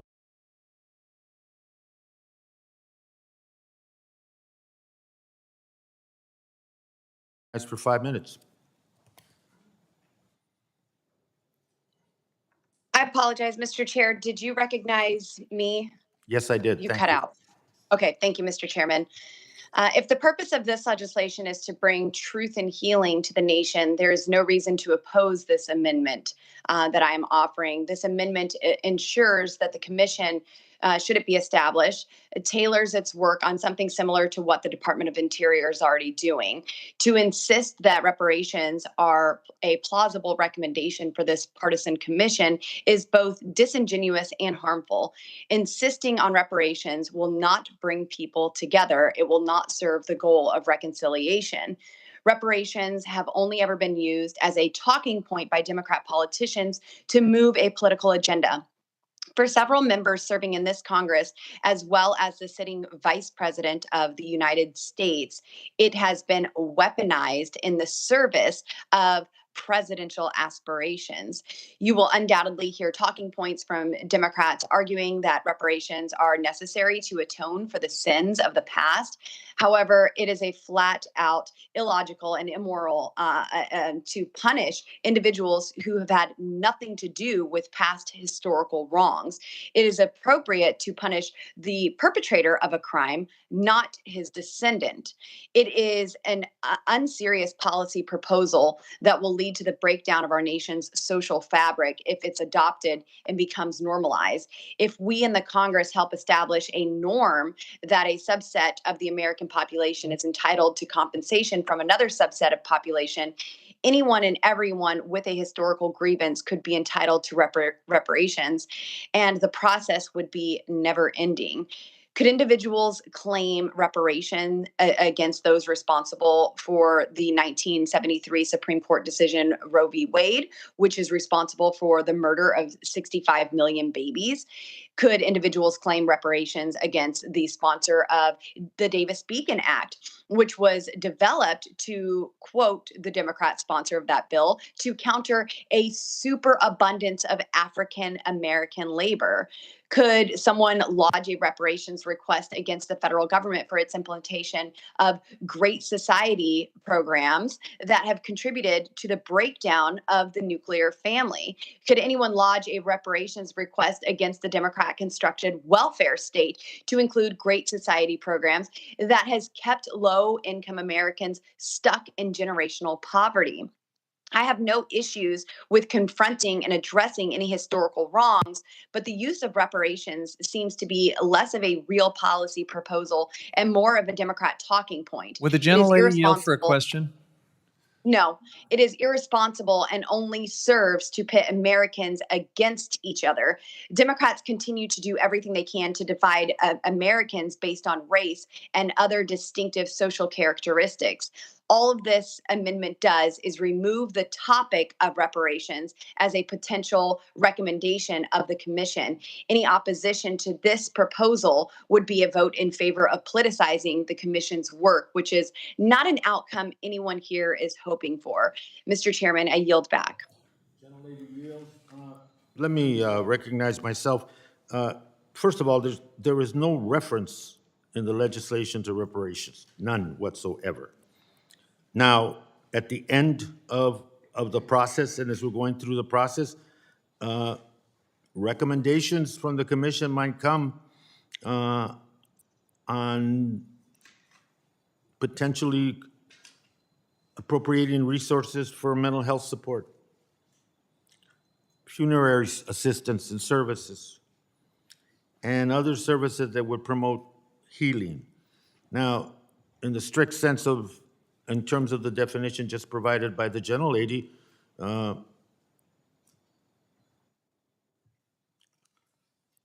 don't know where that falls under her definition of reparations.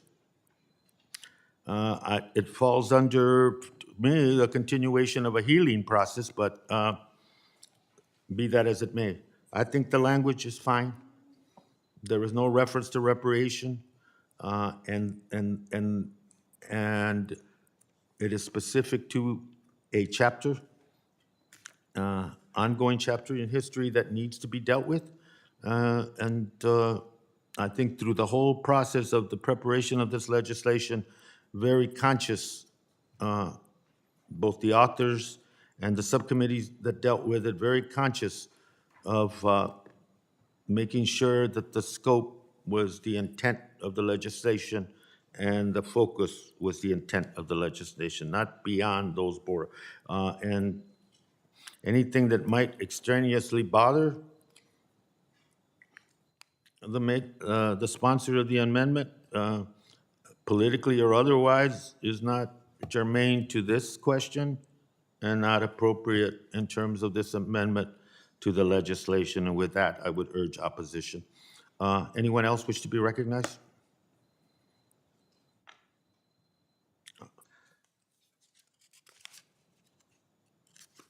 Public hearing, a lot of stuff was discussed there. I spoke with Grijalva. Hearing no further debate, The question is on Board Amendment number 1 to the bill. I will pause so the members supporting the legislation, the amendment can indicate by saying aye. All those in, Can we try that again? all those in favor of the amendment indicate by saying aye. Aye. Aye. All those opposed to the legislation indicate by saying no. No. Nope. In the opinion of Chair, the noes have it, and the amendment is not agreed to.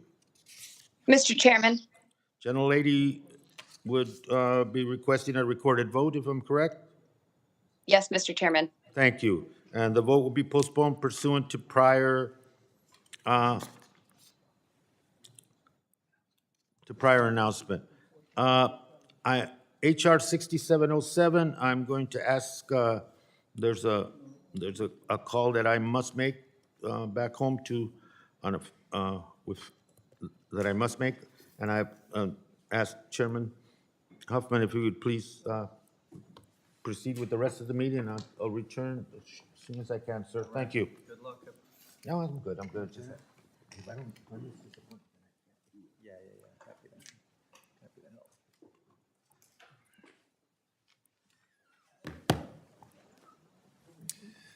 All right, the item for consideration now is HR 6707, offered by Representative Golden. I ask unanimous consent that the Subcommittee for Indigenous Peoples of the United States be discharged from further consideration of the bill. Without objection, the bill will be considered as read and open for amendment at any point. I now recognize myself to speak on the legislation. HR 6707 was introduced by Representative Golden. It advances equity for the Wabanaki tribes in Maine by ensuring that all future federal Indian laws apply to the state. Enacted in 1980, the Maine Indian Claims Settlement Act, or MICSA, extinguished the legal claims of the Wabanaki tribes to their historic lands in Maine in exchange for funds to allow the tribes to purchase lands, provide general revenue, and establish old age pensions for their members. In addition, MICSA ratified the state-level Maine Implementing Act, which extended state civil and criminal justice and criminal jurisdiction over each of the tribes. Notably, MICSA blocked any federal law previously enacted for the benefit of tribes from applying to Maine if that law would affect state jurisdiction, with some limited exceptions. MICSA similarly restrained the application of future federal Indian laws in Maine unless the law specified that it would apply to Maine. And this exclusion is unique to the Wabanaki tribes. No other federally recognized tribes are subject to such a sweeping exclusion from federal Indian laws. In addition to other critical laws, MICSA has prevented the application of the Violence Against Women Act, the Indian Health Care Improvement Act, and the Stafford Act from applying to the Wabanaki tribes. HR 6707 represents years of negotiation between the Wabanaki tribes and the state of Maine, and is viewed as a hard-fought first step toward complete equity with other federally recognized tribes. The legislation will allow the Wabanaki tribes to benefit from future enacted federal Indian laws. We'll also apply the Indian Child Welfare Act to the Holton Band of Maliseet Indians and the Micmac Nation in the same way that the law applies to the Penobscot Nation and the Passamaquoddy tribe under MICSA. Hope I pronounced everything right and all that. I urge my colleagues to vote yes on HR 6707 and yield back. Before we consider amendments, does any other member wish to be recognized on this bill? Mr. Chairman. The gentleman's recognized. Thank you, Mr. Chairman. HR 6707 would extend the applicability of future federal Indian laws to the Wabanaki tribes and extend the Indian Child Welfare Act to the Holton Band of Maliseet Indians. Currently, the 4 federally recognized tribes in the state of Maine, known as the Wabanaki, are excluded from federal Indian law. Congress enacted the Maine Indian Claims Settlement Act to extinguish legal claims for tribes in Maine and to exchange their historic lands for trust funds that would allow them to generate revenue. Importantly, the act prohibits federal laws for the benefit of tribes from applying to the state of Maine if the law would affect state jurisdiction. While the intent of this bill may be to extend future federal Indian laws to tribes in Maine, it could result in a mess for the state government and duplicative regulations and increased compliance costs that result in higher prices for Mainers during a time of already record inflation. For example, The state of Maine has exercised jurisdiction over civil and criminal matters for the last 40 years, including certain federal delegations of authority, such as implementing the Clean Air Act and Clean Water Act. This act would allow tribes to obtain treatment as state authority under the Clean Water Act and lead to the displacement of or conflict with the already existing state standards. Unless the provisions of this bill were closely coordinated with the state of Maine, H.R. 6707 could lead to a storm of conflict between tribal, state, and federal laws and governance. The bottom line is the state of Maine does not support this bill as it is currently written, and I cannot either. I oppose this bill and yield back. Does any other member wish to be recognized on the bill? All right.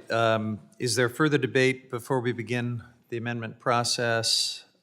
Without objection, hang on a sec.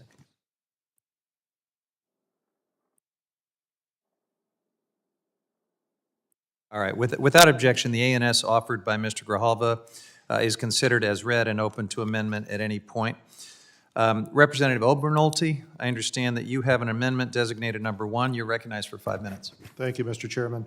The Subcommittee on Indigenous Peoples had a robust discussion of this bill when it was heard several weeks ago.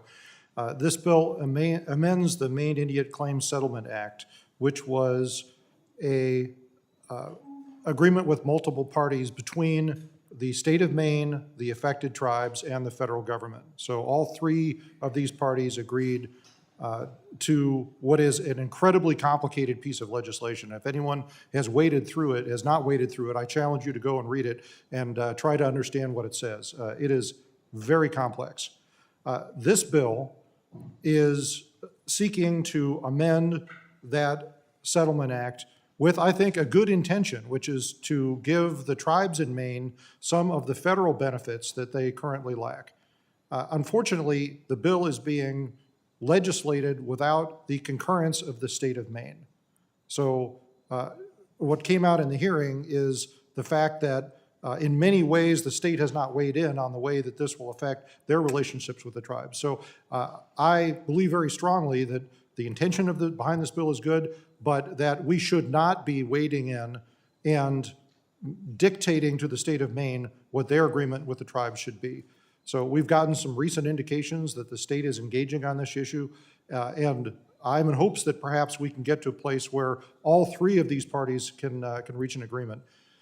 So this amendment, amendment number 1, makes a very simple change to the bill. It requires a finding by the Department of Interior that some of the concerns that the state of Maine have raised with respect to the bill will not come to fruition, namely that it will not raise energy costs for the people of Maine. The state is concerned that under some federal statutes, such as the Clean Air Act and the Clean Water Act, this would impose substantially higher energy costs on the people of Maine. And I think in an era when we're experiencing the highest gas prices in history and record inflation, that's something we can all sympathize with. So it's a very simple amendment, and I urge its adoption. I yield back. I thank the gentleman. Is there any further comment on the amendment? Ms. McCollum, you're recognized for 5 minutes. Well, we hear from the Maine delegation quite often about the amount of pollution that's coming in from into the state and how it's affecting health and air quality. And I won't get into that discussion with you right now. I'm just going to take down a subsection of why I think that this is so important. When Congress passed the Violence Against Women Act, Maine had all kinds of objections about letting jurisdiction and prosecution and a whole lot of things against the Violence Against Women Act, and they were using their language with what they had settled with the tribes on it. And I disagree with that, but you know, that's one discussion. But the thing that really was aggravating that the state of Maine did was we put funding in there to help women who had been victims of sexual violence. And Maine refused, flat out refused to, with that set aside and with what we were doing to help women, tribal women who had been victims of crime, Maine said, nope, we're not giving you any of that money. We're not spending any of that money. The federal government had no business. This was money going directly to help women heal who had been victims of sexual assault. And for that, Maine has, the way that Maine has treated everything that we've tried to do to even help individual, when money has been targeted towards the individual, I'm going to be opposing both amendments that are going to be offered, because that goes beyond the pale. We all voted as members of Congress that women who had been victims of sexual violence, tribal women, were going to get the help that they needed. And the state of Maine said, nope, that's not allowed. And so just for that pure reason, and I think you can hear my passion on this, I'm going to be opposing your amendments and anything to, take this bill down. I've had enough of bureaucrats in Maine telling us when we're trying to provide healing opportunities for women, nope, you don't get it because this is the way we interpret Maine law when it comes to tribal rights. And I know that's not your intention, but I want you to know my intention, why I'm not going to be voting for anything to dilute this bill. Does any other member wish to speak on this amendment? Mr. Chairman. Yeah, the ranking member is recognized. Thank you, Mr. Chairman. I support Mr. Overnolte's amendment and understand the argument that the gentlelady is making, but this bill is much broader than any one specific issue and would give broad rights to the tribe. And there appears to be a disconnect between the congressional delegation in Maine and the state of Maine. And the gentleman's amendment simply would require there to be an assessment on whether this was going to raise energy prices on Mainers before this law went into effect. I appreciate Mr. Overnolte's amendment and taking the time to look at what effects this bill would cost before it went into effect. I urge you all to support this amendment, and I yield back. All right, I recognize myself next, and I just want to point out that this bill has nothing to do with energy policy. It would allow future federal Indian laws to apply to the federally recognized tribes in Maine. The application of existing federal laws would remain unchanged. No other federally recognized tribes are restricted from federal Indian laws in the way that the Wabanaki tribes are. That's what this bill is all about. It's an issue of equity. As members of Congress, we owe the Wabanaki tribes a serious focused discussion on this legislation. Nothing in this amendment would reduce current energy costs to consumers. So this amendment is not a solution to the high energy costs that we're all concerned about. It would only delay the implementation of long-awaited legislation for reasons totally unrelated to the matter at hand. So I urge my colleagues to vote no on the amendment, and I yield back. Is there any further discussion on this amendment? Mr. Chair. Yes. Mr. Chair. The gentlelady from New Mexico is recognized.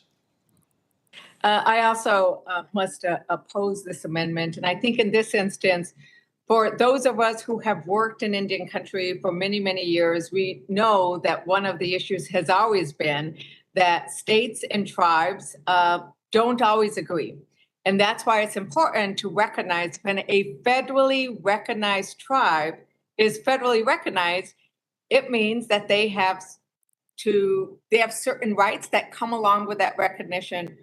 For historic, these tribes in Maine do not have it. The Wabanaki tribe does not have it. And this is another one of those instances where we are trying to fix something and make it equitable, that if you are a federally recognized tribe, you are going to have the benefits that all other federally recognized tribes have. And the nice thing is we'll notice that this is only on a going forward basis.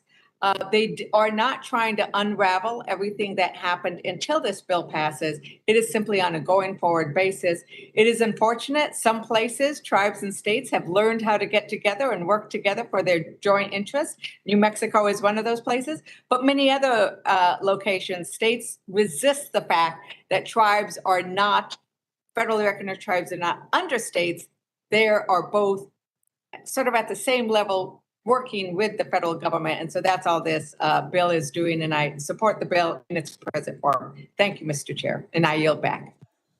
Thank you. Are there any other members who wish to speak? Yes, gentleman from Idaho. Thank you, Mr. Chairman. Yield my time to Mr. Obernolte. Mr. Olbanolt, you're recognized. I thank the gentleman for yielding. I just would like us to think about what we're doing here for a moment. So we in the United States believe in a system of federalism. We've given our states jurisdiction over some matters, and our federal Constitution allows the federal government to claim preeminence in a narrow domain, which does not include interfering with the legal agreements that the states have entered into. So what we're talking about doing with this bill, and again, a well-intentioned bill, is to essentially nullify part of an agreement that was negotiated and signed by all the parties decades ago. And to say retroactively, we don't agree with this, and so we're going to force the state of Maine back to the negotiating table on this.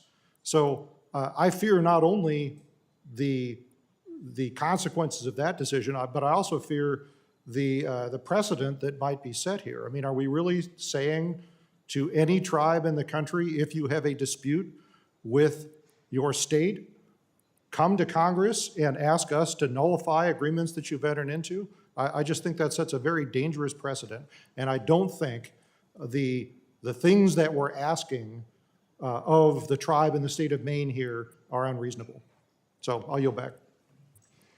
Hearing no further debate, the question is on the Obernolte Amendment number 1 to the bill. I'll pause so that members joining remotely can unmute. All those in favor say aye. Aye. All those opposed say no.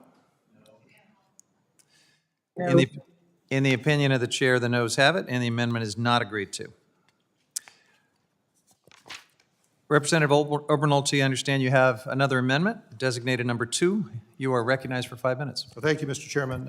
Amendment number 2, in furtherance of our discussion about this bill, merely would require that before the bill is enacted, that the state of Maine, the tribes, and the federal government enter into a memorandum of understanding concerning the application of some federal laws to the state and the tribes, namely the Clean Air Act and the Clean Water Act, which is the concerns that the state has raised that enactment of this bill would affect. So I think it makes sense that all of the parties affected should have to come to the bargaining table and negotiate exactly the ways that these rules are going to be applied before we take this step. And with that, I urge adoption of my amendment.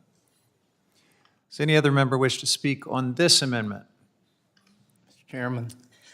Yes, ranking member is recognized. Thank you, Mr. Chairman. As the gentleman noted, this bill would simply, or amendment would simply require an MOU between the state and the tribe on how the day-to-day business and activities of the state would be conducted. Under current law, the state carries out certain functions under the Clean Air and the Clean Water Act, and this bill would totally upend that. So I think it's good governance, and it makes sense that if this bill somehow gets pushed through and signed into law, that at least there's a memorandum of understanding so that we don't turn the actions and the activities of the state government totally upside down. This is a common sense, good governance amendment. I support it, and I urge our colleagues to support it. I thank the gentleman. I recognize myself for 5 minutes. Let me be very clear. This legislation has no effect, none whatsoever, on the Clean Air Act, the Clean Water Act.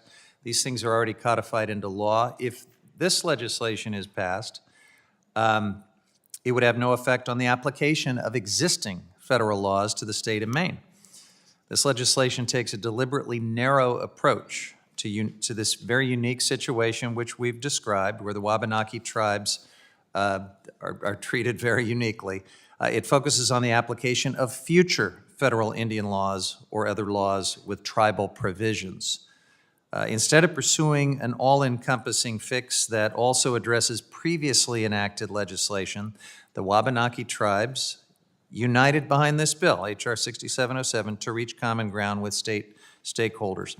This amendment would grant the state government the power to delay implementing this bill for as long as it wanted, would put an end to the work that the Wabanaki tribes have done to get us to this point today. So I urge my colleagues to vote no on the amendment and yield back, and I will ask if any other members wish to speak on this amendment. Hearing no further debate, the question is on Obernolte Amendment Number 2 to the bill. I'll pause so that members joining remotely can unmute.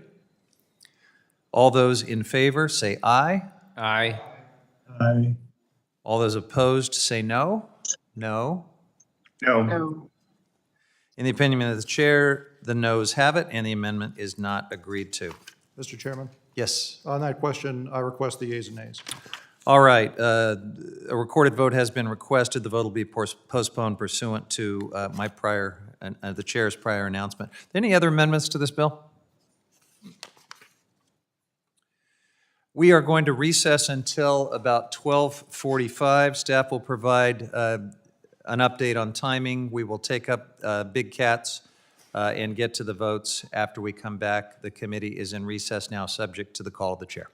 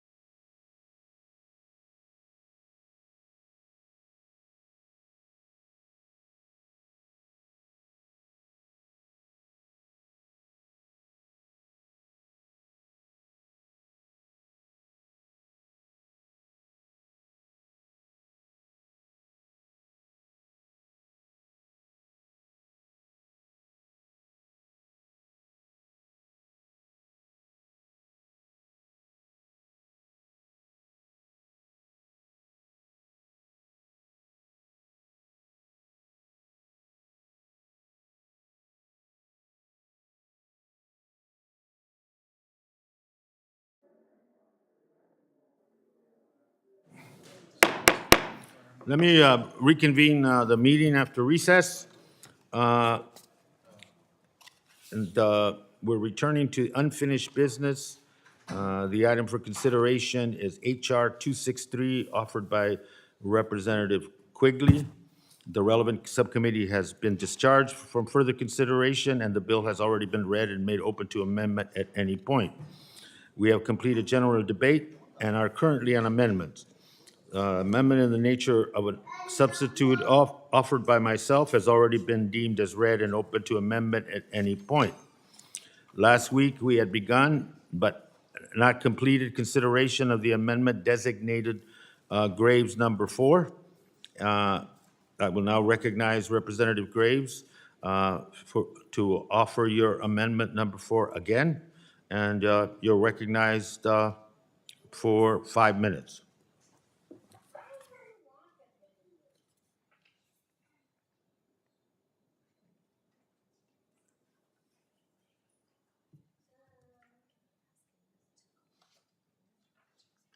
Mr. Chair, Mr. Graves is tied up. We are willing to call up another one. No, but let me, I wouldn't want to miss a word. And so, as a consequence to that, let's, if the ranking member would, and the staff would let me know about how long we can, I'm certainly willing to wait and get this over with, and I know. Mr. Chair, he's en route right now. Huh? Mr. Graves is en route to the room here now. We'll wait.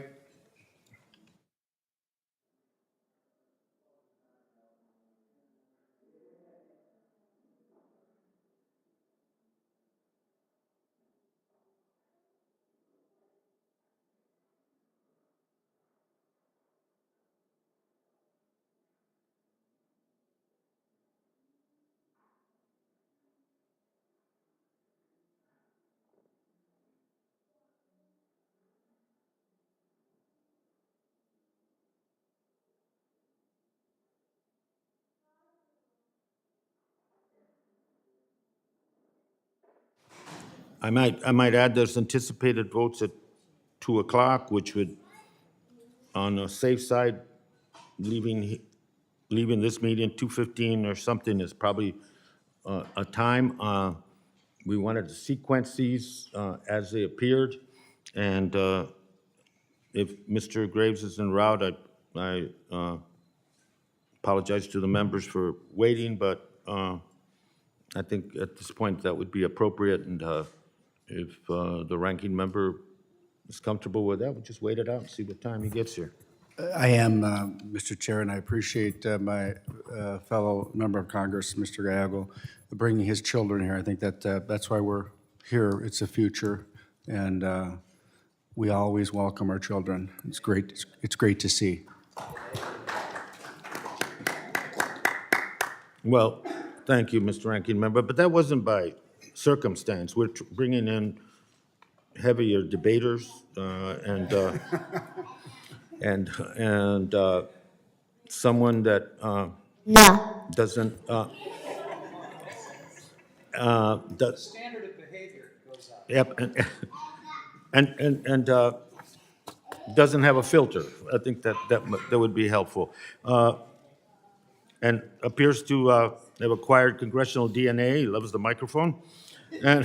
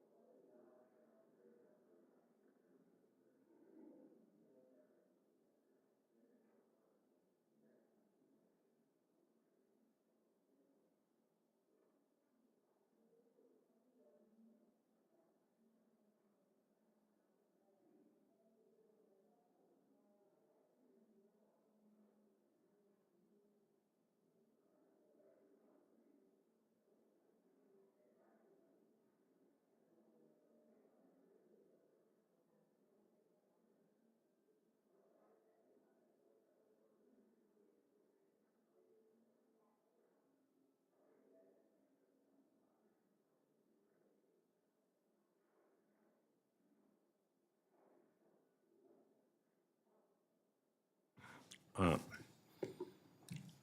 me repeat, last week we began debate but have not completed consideration of the amendment designated Graves number 4.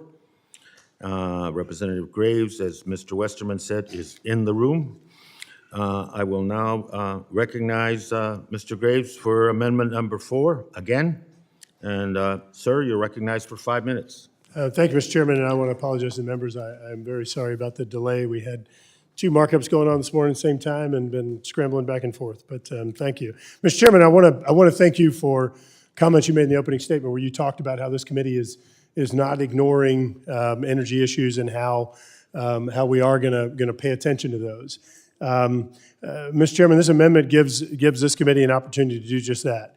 You know, it's incredible to me to look at what's happening with energy cost and how this is having such a profound impact on every single American. When you add up the cost of increased energy and you add that to inflation cost, which of course energy is the largest driver, there are statistics showing that the average American is spending $5,000 a year more than they were last year. And of course, real wages have gone down, not up, as a result of these policies. Mr. Chairman, this is a direct result of policies by the Biden administration that are causing higher prices. Let me give you an example. In the budget that the Biden administration submitted last year for the U.S. Army Corps of Engineers, there was a provision in the budget that explicitly said that no project would be funded that would result in decreased cost of consumption of oil and gas. Let me say that again.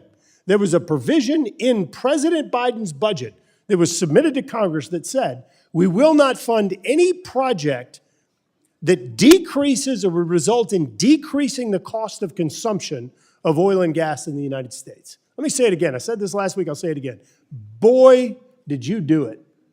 You succeeded.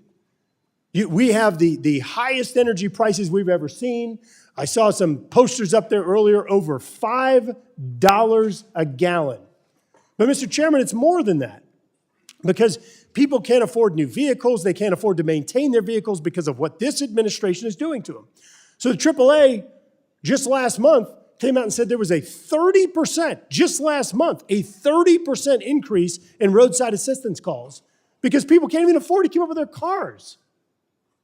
Now, this committee has not done a single thing, nothing on energy prices whenever upstream energy is our jurisdiction. We're all about production. At this point during the Obama administration, there had been 50 lease sales, 50 lease sales. I never thought I'd say this. Gosh, I wish President Obama were still here. We have had 0. What is a lease sale? A lease sale is offering public lands and waters for energy production. At this same time, what's happened? We're going to Venezuela, to Iran, and to Saudi Arabia asking them to give us energy while we're blocking Louisiana, Texas, Oklahoma, Ohio, Pennsylvania. We're blocking these other states that have energy resources from producing. Mr. Chairman, who is it that we're representing? We're talking about a bill on big cats right now. Seriously, that's what this bill is. It's about big cats. Oh, now, let me tell you what this committee's jurisdiction is. One of the areas of jurisdiction. We have jurisdiction over National Marine Fisheries Service. Guess why there are hundreds of thousands of barrels a day of domestically produced energy that are being held up, that are already leased, that are already permitted? Guess why, Mr. Chairman? It's because National Marine Fisheries Service has acknowledged they have an error in their LOA process, and they're holding up over a dozen approvals for LOAs that could allow for hundreds of thousands of barrels a day of domestically produced American energy, American jobs, American economic activity, could allow that to be produced. And how many hearings have we had on that? 0. Yet we had 70-something members of Congress write a letter and say, you've got to fix this.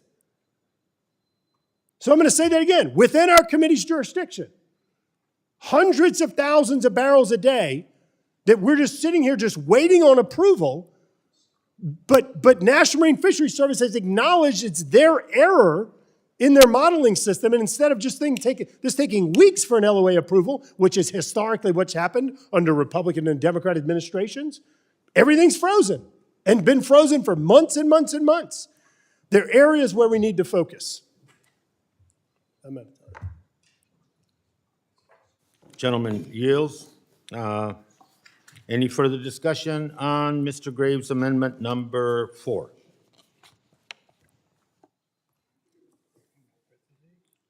Hearing no further debate. The question is on Graves' amendment number 4. I will pause so that members join remotely can unmute. All those in favor of Graves' amendment number 4, please indicate by saying aye. Aye. All those Aye. opposed to Graves' amendment number 4, please indicate by saying no. No. No. In the opinion of the chair, the noes have it, and the amendment is not agreed to. Mr. Chairman, Mr. Graves, I request a recorded vote. a recorded vote has been requested. This vote will be postponed as per prior announcement. With that, I move the previous question on the Grijalva amendment in the nature of substitute. The motion is not subject to debate. The question is now on the motion. I will pause so that members join remotely can unmute. The Mr. Chairman, I have a motion, parliamentary inquiry. there is no debate on this motion to. Mr. Chairman, I have a parliamentary inquiry. The gentleman is recognized.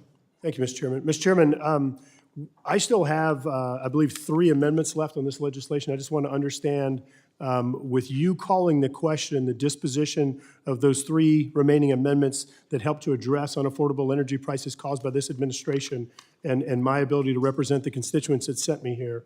If you could just help me understand what that does to those 3 amendments? Reclaiming my time, the question is now on the motion, and all those in favor of the motion. Mr. Chairman, I have a previous parliamentary question- inquiry. Could you please explain the disposition of my remaining amendments? Aye on the non-debatable motion. It's not debatable. A parliamentary inquiry is something that the chairman is supposed to respond to. All those in oppose indicate by saying no. No. And the opinion of the chair is the Mr. Chairman, ayes I have have a it. parliamentary And the motion for the parliamentary previous inquiry. question on the ANS is agreed to. Mr. Chair, is this on the ANS or amendments? What are, The previous question to the ANS.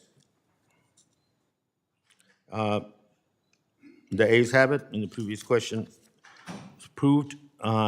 Members in the hearing room have an electronic device. If we use it, we will now return to the sequence votes as they appear.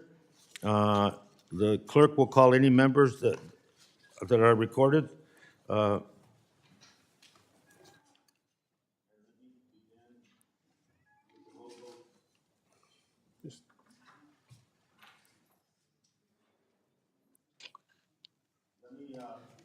Mr. Chair, I raise a point of order.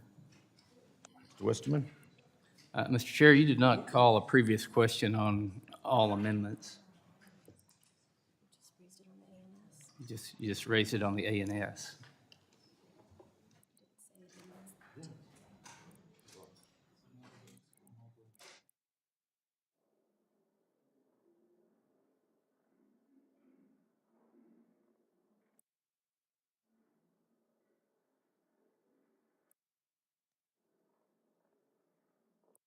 Yeah, that's what, I mean, that's what. Members in the hearing room will record their votes by electronic device, the clicker, and the process is similar to the House floor. Members can vote by pressing firmly yes or no or present buttons.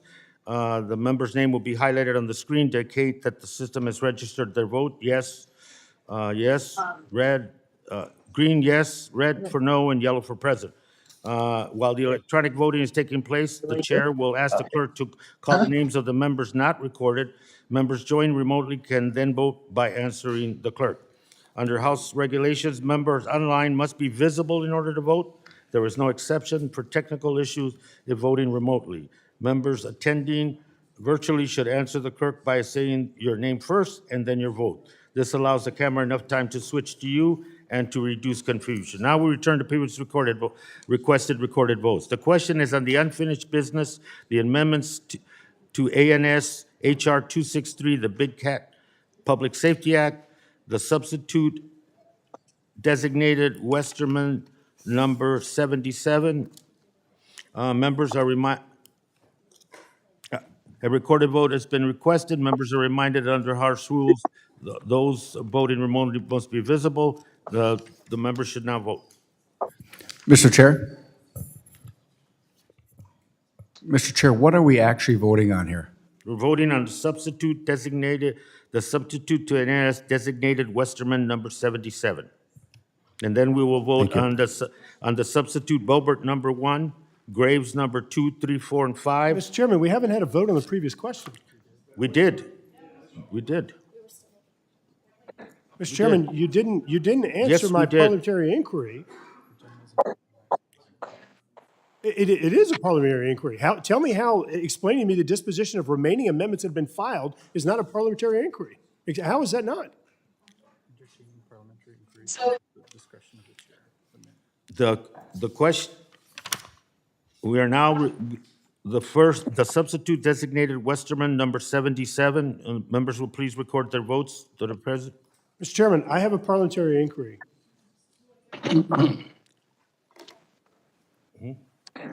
Mr. Chairman, I've got an amendment in there also. I'd like some answer to that also. Are we going to address these amendments or not? Why are you afraid to tell the American people that you're shutting down our ability to represent?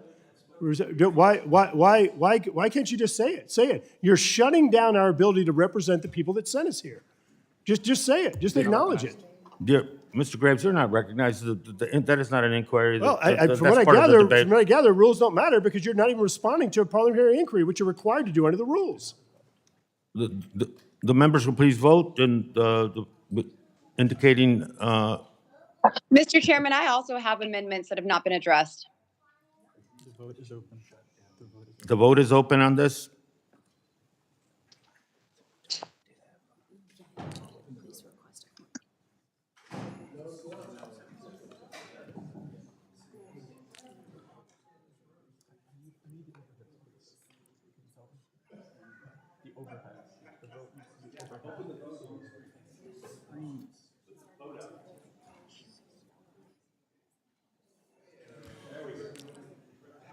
Mr. Chairman, I think the democracy has gone out of this room.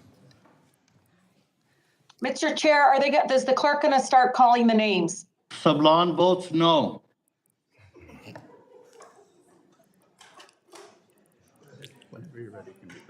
Madam Clerk, now, how the chair and the ranking member, or the chair and the ranking member recorded? Mr. Chair, the chair was recorded as a no, and the ranking member is recorded as a... The clerk will read the names of any members not recorded. Mr. Chair. Ms. Brownlee? Brownlee votes no. Mr. Case? Mr. Chair, what happened to my amendment that we have not voted on? Mr. Cohen? No. Mr. Cohen? No. Mr. Costa? Ms. Dingle? Dingle votes no. Dingle votes no. Mr. Garcia? Garcia votes no. This is an amendment. Mr. Garcia votes no. Ms. Leger Fernandez? No. Ms. Whitman. Leger Fernandez votes no. Mr. Lowenthal? Lowenthal votes no. I don't ever want to hear another Mr. Democrat say, "We're Lowenthal votes no. Mr. McEachin? McEachin votes no. Mr. McEachin votes no. Mr. Neguse? bunch of hypocrites." Ms. Porter? Sorry, Mr. Sablon? No. Mr. Sablon votes no. Mr. San Nicolas? San Nicolas votes no. Mr. San Nicolas votes no. Ms. Talib? Talib votes no. Ms. Talib votes no. Mr. Tonko? Tonko votes no. Mr. Tonko votes no. Mr. Han?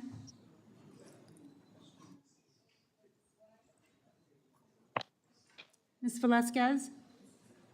Velasquez votes no. Ms. Velasquez votes no. Ms. Boebert? Boebert votes aye.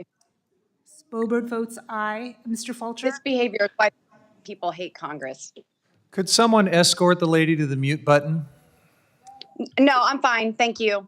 The chairman doesn't follow the rules. I don't think I need. Please proceed, Madam Clerk. The rule was that the previous question passed, ended debate, and ended debate There on was a all parliamentary- following amendments. You That's know the what's happening with answer, our admin- and it's as plain as day, and if you don't want to accept it, but right now, we're not having a forum for your Twitter account. We're trying to take a vote here. Would the clerk continue? Mr. Gomert?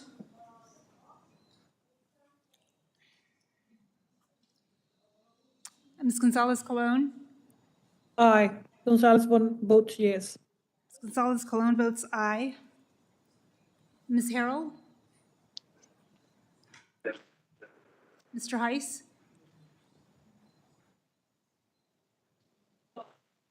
Mr. McClintock? Aye. Mr. McClintock votes aye. Mrs. Radwagen? Yes. Mr. Tiffany? Aye. Mr. Tiffany votes aye. Mr. Webster? Webster votes yay. Mr. Webster? Webster votes yay.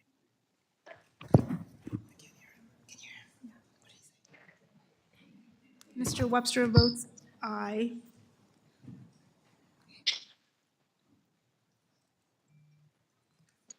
Madam Clerk, Case votes no.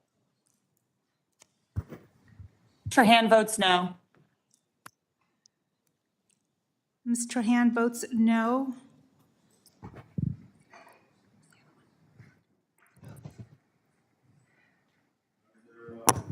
Madam Clerk, do you have Mr. Case recorded? Mr. Case, I do not have you recorded. No. Mr. Case votes no.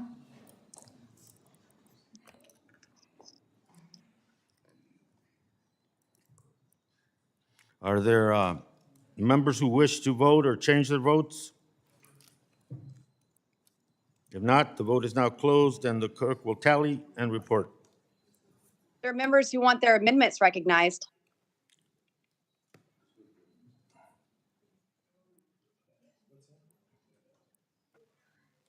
Mr. Chairman, that vote was not properly recorded. Congresswoman Boebert voted. Excuse me? Congresswoman Boebert voted, and she's not shown on the. Boebert voted aye.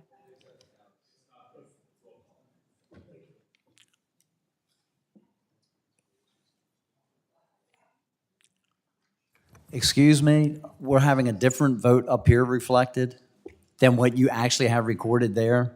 Could somebody please get this sorted out? That is, for those that are here on the dais, present, and the total vote and the total tally includes the people that are voting via online. Could we please just have one system, Mr. Chair, that we can look at so everybody in this room knows what's going on?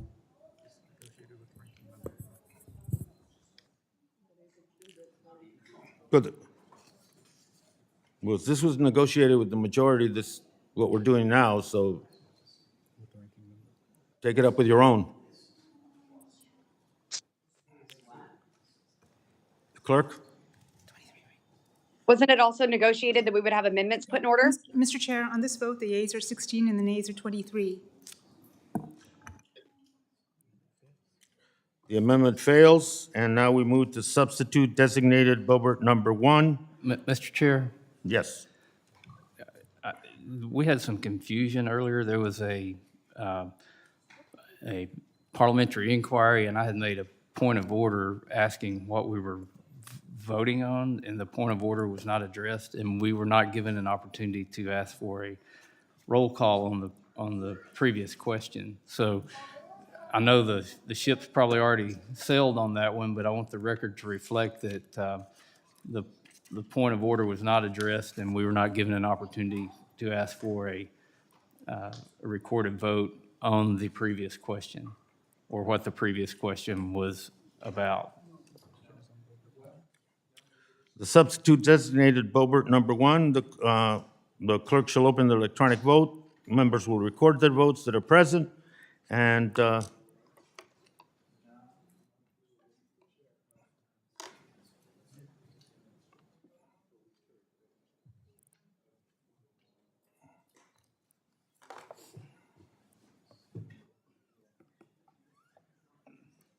why do I have to ask that?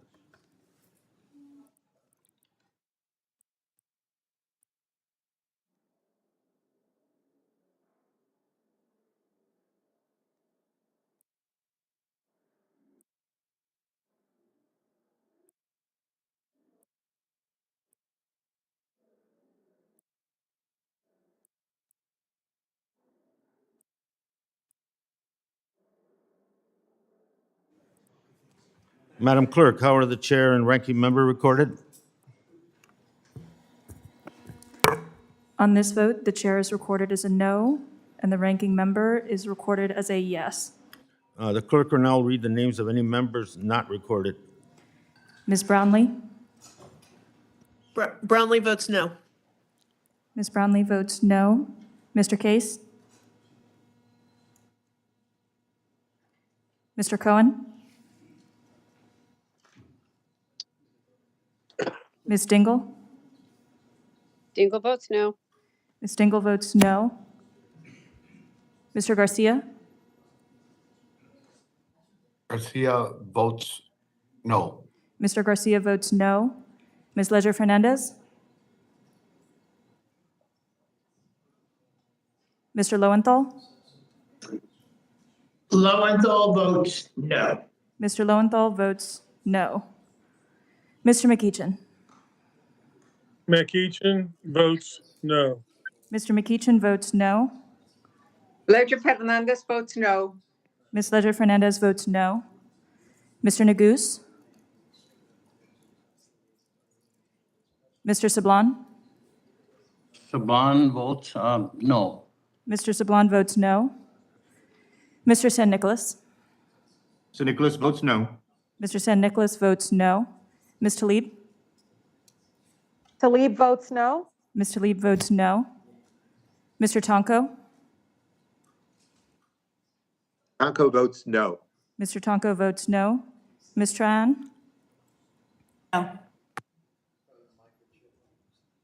I'm sorry, Mr. Han? I think we're going to get off this hybrid thing, man. Trahan votes no. Mr. Han votes no. Ms. Velasquez?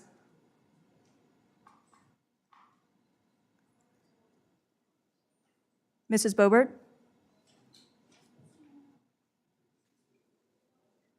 Mr. Carl? Mr. Chairman, I represent the great state of Alabama, and I think our voices being silenced is horrible, horrible. You ought to be ashamed of yourself, sir. I vote yes. Mr. Carl votes yes. Mr. Gomert? Ms. Gonzalez-Colon? Gonzalez-Colon votes aye. Ms. Gonzalez-Colon votes aye. Ms. Harrell? Mr. Heiss? Mr. McClintock? Aye. Mr. McClintock votes aye. Ms. Radewagen? Mr. Tiffany? Mr. Tiffany votes aye. Mr. Webster?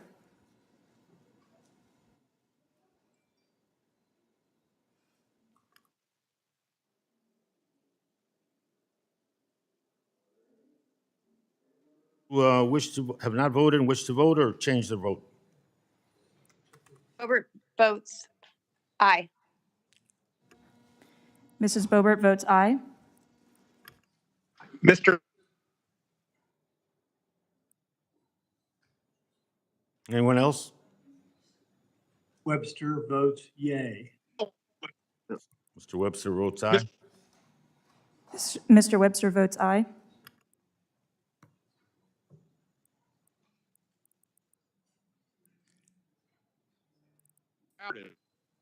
If no other member wishes to vote or change their vote, Tap.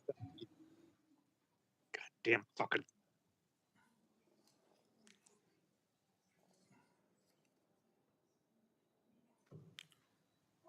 the vote is now closed and the clerk will tally and report.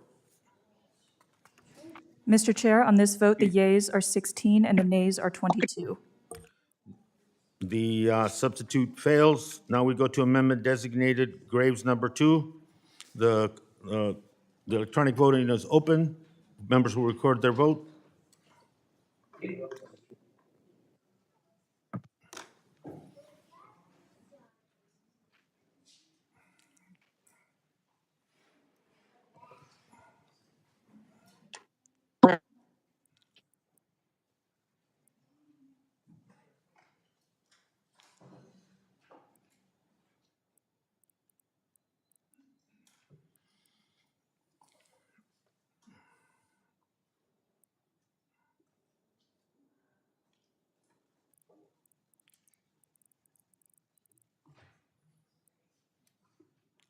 Madam Clerk, how are the chair and ranking member recorded?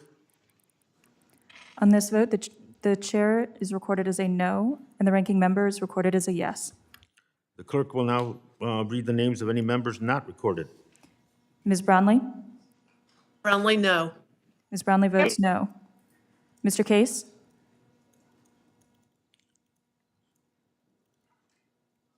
Mr. Cohen? This fucking thing's not working. Unmuting. What's wrong with the fucking phone? I'm trying to vote. Ms. Dingle? Dingle votes no. Ms. Dingle votes no. Mr. Garcia? Garcia votes no. Excuse me, Mr. Chair?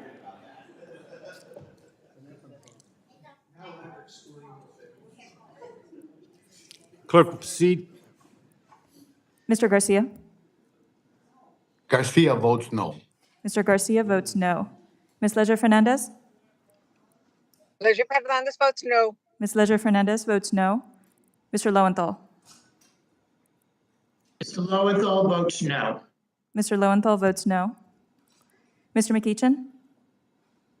McEachin votes no. Mr. McEachin votes no. Mr. Neguse?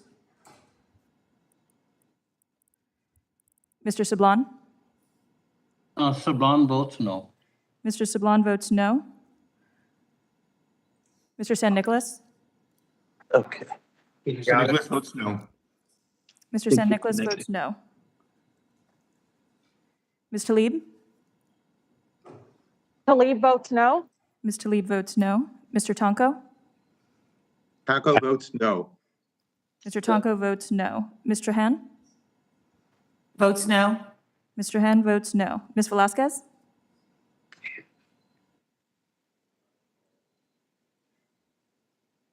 Mrs. Boebert? Boebert votes aye. Mrs. Boebert votes aye. Mr. Carl? Mr. Carl, aye. Mr. Carl votes aye. Mr. Gomert? Ms. Gonzalez-Colon? Gonzalez-Colon votes aye. Ms. Gonzalez-Colon votes aye. Mr. Graves? Mr. Chair, how am I recorded? This is Mr. Neguse. Mr. Neguse is not recorded. Neguse votes no. Mr. Neguse votes no. Mr. Graves? Ms. Harrell?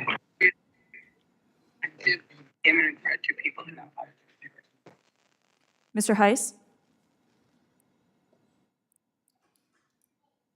Mr. McClintock? Aye. Mr. McClintock votes aye. Ms. Radewagen?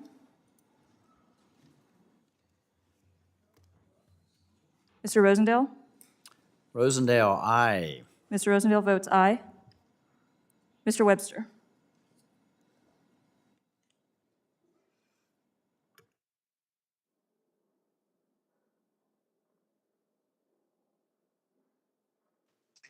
How is Mr. Cohen recorded? Mr. Cohen is not recorded. No. And no on everything else. For the Mr. last- Cohen votes no.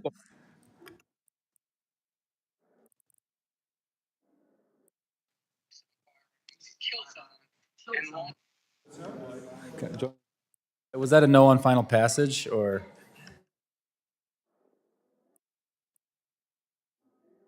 To vote or to change their vote. They're not recorded. If not, the vote is closed and the clerk will tally and report.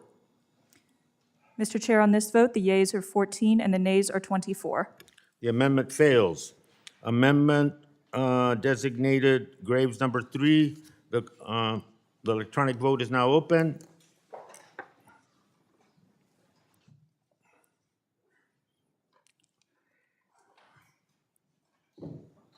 And Madam Clerk, how are the chair and ranking member recorded? On this vote, the chair is recorded as a no and the ranking member is recorded as a yes.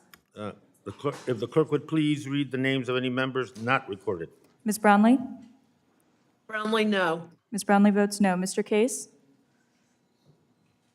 Mr. Cohen? Ms. Dingle? Dingles, no. Ms. Dingle votes no. Cohen, no. Was that Cohen, no? Mr. Cohen votes no. Mr. Garcia? Ms. Garcia's Leisure- a no. Mr. Garcia votes no. Ms. Leisure Fernandez?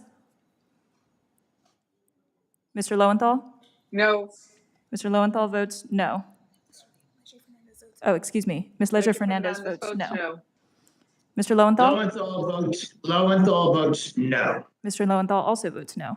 Mr. McEachin?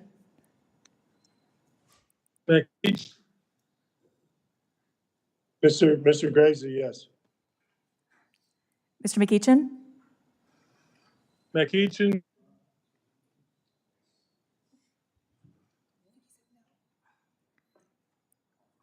Mr. McEachin? McEachin votes no. Thank you. Mr. McEachin votes no. Mr. Neguse?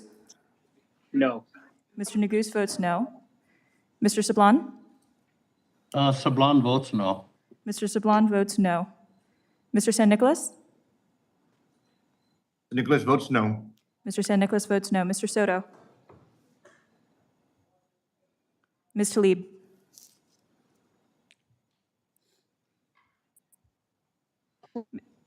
Mr. Tonko? Ms. Trahan? Trahan votes no. Ms. Trahan votes no. Ms. Velasquez? Mrs. Boebert? Mr. Gomert?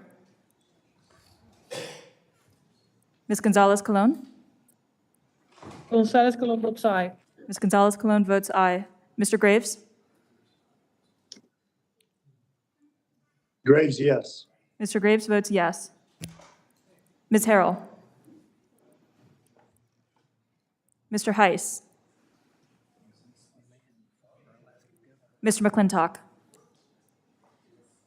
I heard that she thought it was. Ms. Radewagen? McClintock, aye. Mr. McClintock? This is on the amendment, aye. Thank you. Mr. McClintock votes aye.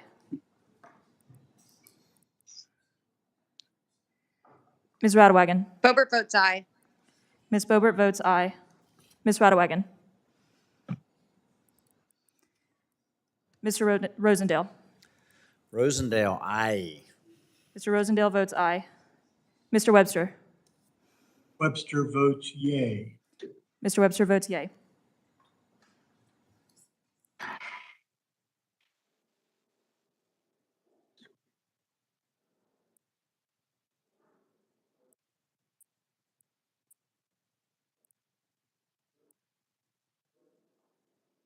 Members that wish to be recorded that are not recorded.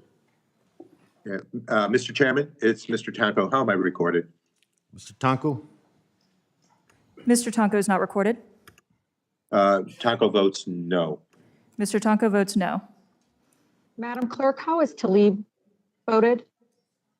Ms. Talib is not recorded. Talib votes no.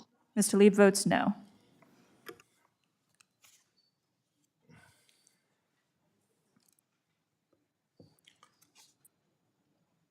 If there are no other members, the vote is now closed. The clerk will tally and report. What are we on now, 4?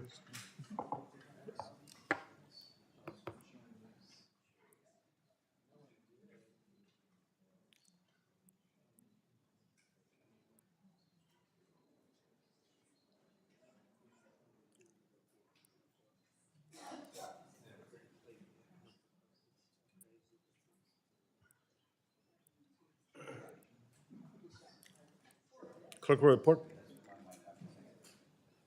Oh, no. Now what?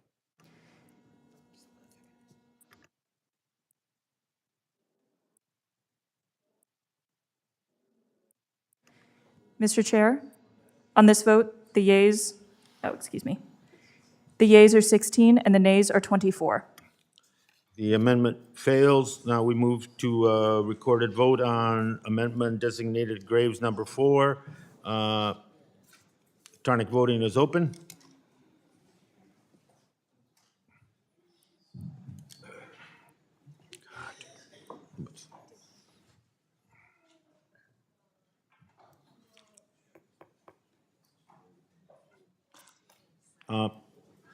Madam Clerk, how are the chair and ranking member recorded? On this vote, the chair is recorded as a no and the ranking member is recorded as a yes. And the clerk will now read the names of any members not recorded. Ms. Brownlee. Brownlee, no. Ms. Brownlee votes no. Mr. Case. No. Mr. Case votes no. Mr. Cohen. No. No, I voted no earlier, didn't I? Mr. Cohen votes no. Ms. Dingle. Dingle votes no. Mrs. Dingle votes no. Mr. Garcia. Garcia votes no. Mr. Garcia votes no. Mr. Lowenthal. Mr. Lowenthal votes no. Mr. Lowenthal votes no. Mr. McEachin.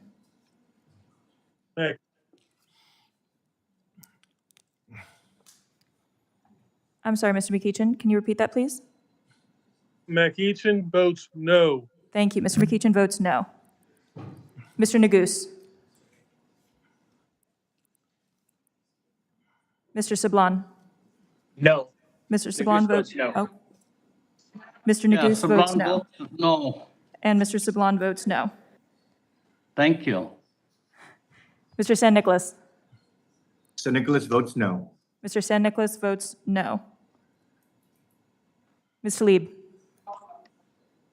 Talib votes no. Ms. Talib votes no.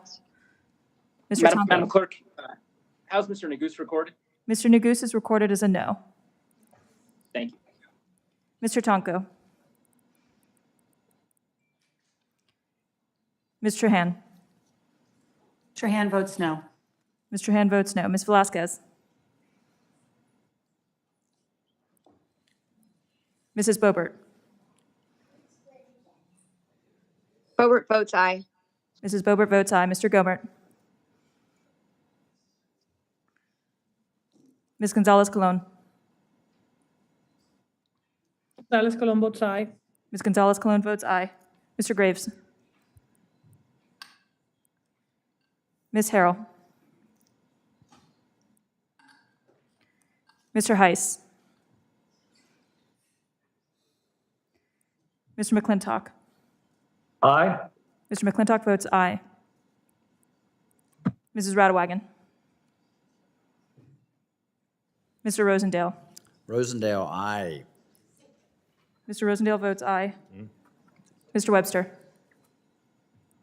Webster votes yay. Mr. Webster votes yay.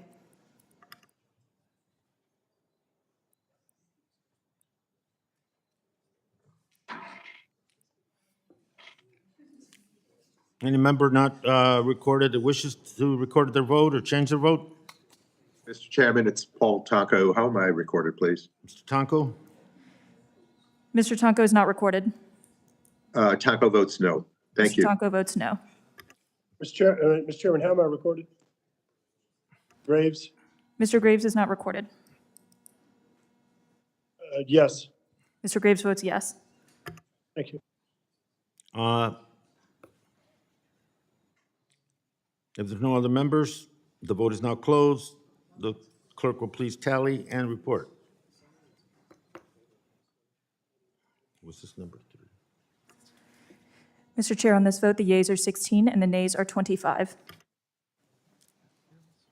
The amendment fails. The question is now on the Grijalva ANS to HR 263. Members joining remotely can unmute. Isn't this a recorded vote? All those in favor indicate by saying aye. Aye. All those opposed, no. No. In the opinion of chair, the ayes have it, and the ANS is agreed to. The question is now on adopting HR 263 as amended in order and favorably reported to the House. Members joining remotely will unmute. All those in favor indicate by saying aye. Aye. Aye. All opposed, no. No. The opinion of chair, the ayes have it, and the bill is adopted as amended. Chairman, we request the yeas A and nays. recorded votes have been requested. The clerk will, the electronic vote is now open. Members will record their votes. But anyways, long story short, Madam Clerk, how are the chair and ranking member recorded? On this vote, the chair is recorded as a yes and the ranking member is recorded as a no. The clerk will now read the names of any members not recorded. Ms. Brownlee. Actually, Brownlee, that's aye. The Democrat. so I'm sorry, Ms. Brownlee? Brownlee, aye. Ms. Brownlee votes aye. right now. Mr. Cohen. Aye. Mr. Cohen votes aye. Mrs. Dingle. Dingle votes aye. Mrs. Dingle votes aye. Mr. Garcia. Garcia votes aye. Mr. Garcia votes aye. Mr. Lowenthal. Mr. McEachin. McEachin votes aye. Mr. McEachin votes aye. Lowenthal votes aye. Mr. Lowenthal votes aye. Mr. Neguse. But the reason why everything is urgent, right? Mr. Sablon. Sablon votes aye. Mr. Sablon votes aye. Mr. San Nicolas. So Nicholas votes yes. Mr. San Nicolas votes yes. Ms. Talib. Talib votes yes. Ms. Talib votes yes. Mr. Tonko.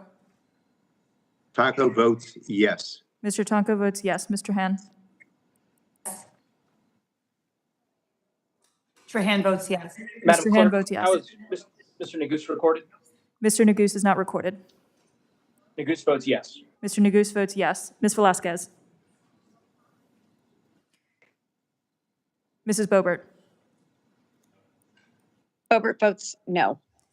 Mrs. Boebert votes no. Mr. Gomert. Gomer votes no. Mr. Gomert votes no. Ms. Gonzalez-Colon. Gonzalez-Colon votes no. Ms. Gonzalez-Colon votes no. Mr. Graves. Graves is no. Mr. Graves votes no.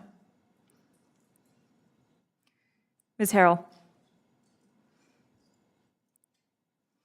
Mr. Heiss. Mr. McClintock. No. Mr. McClintock votes no. Mrs. Radwagen. Mr. Rosendale. Rosendale, nay. Mr. Rosendale votes no. Mr. Webster. Webster votes nay. Mr. Webster votes no.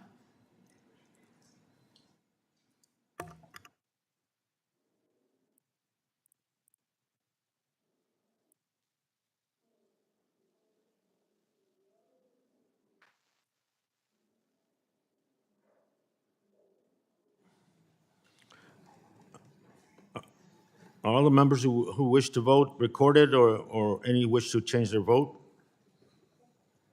identify with the clerk. If not, the vote is closed. The clerk would please tally the vote and report. Mr. Chair, on this vote, the yeas are 25 and the nays are 17. The ayes have it. The bill is adopted as amended and ordered favorably reported to the House. The motion to reconsider is laid on the table. Returning to H.R. 618, the question is on adopting the bill as amended and ordered it favorably reported to the House. A recorded vote has been requested. The electronic voting is now open.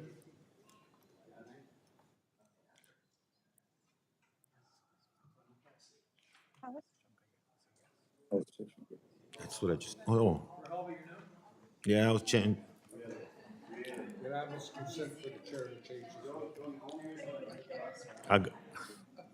I'm sorry, Mr. Gallegos, it was just.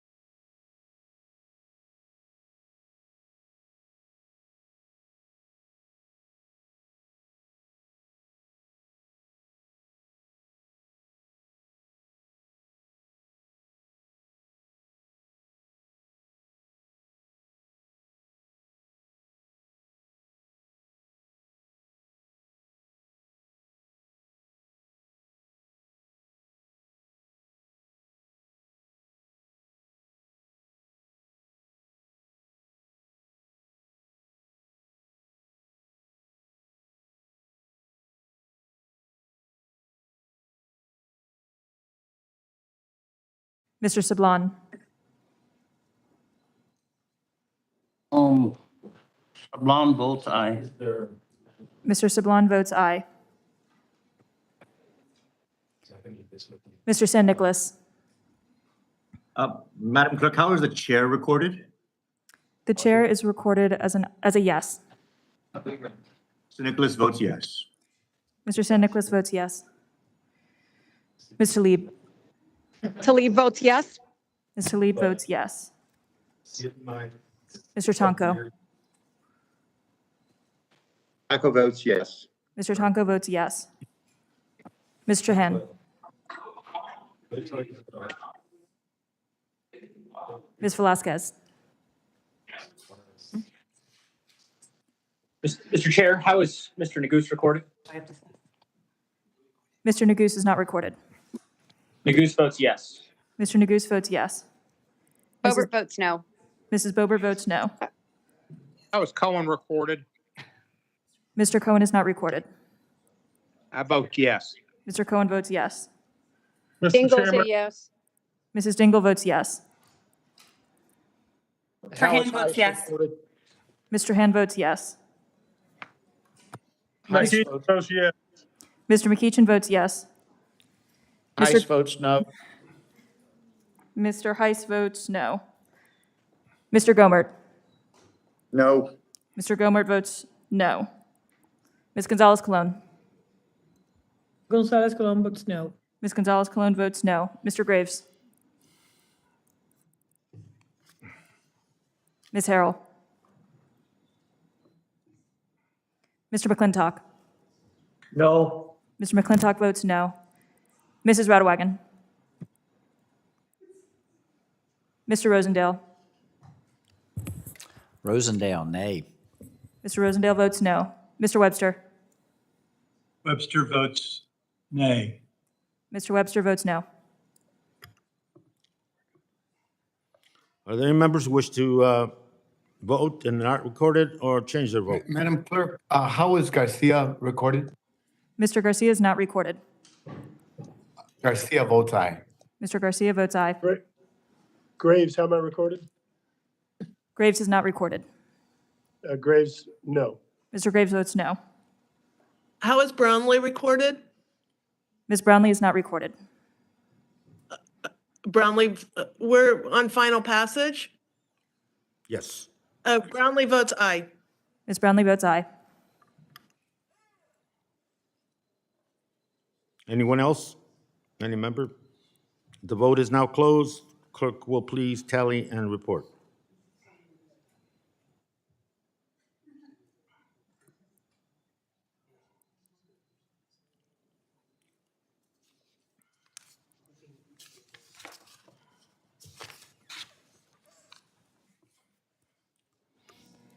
Mr. Chair, on this vote, the yeas are 24 and the nays are 18. The ayes have it. The bill is adopted as amended. Ordered I said Lowenthal aye. I don't know what. reported to the House. The motion to reconsider is laid on the table. And without objection, the long title of H.R. 6181 is amended. Now, moving on to H.R. 5444, Indian Boarding School Commission. The question is on the unfinished business, the amendments to the ANS, the amendment designated Obernaut number 3. The members will vote electronically. And Madam Clerk, how is the chair and ranking member recorded?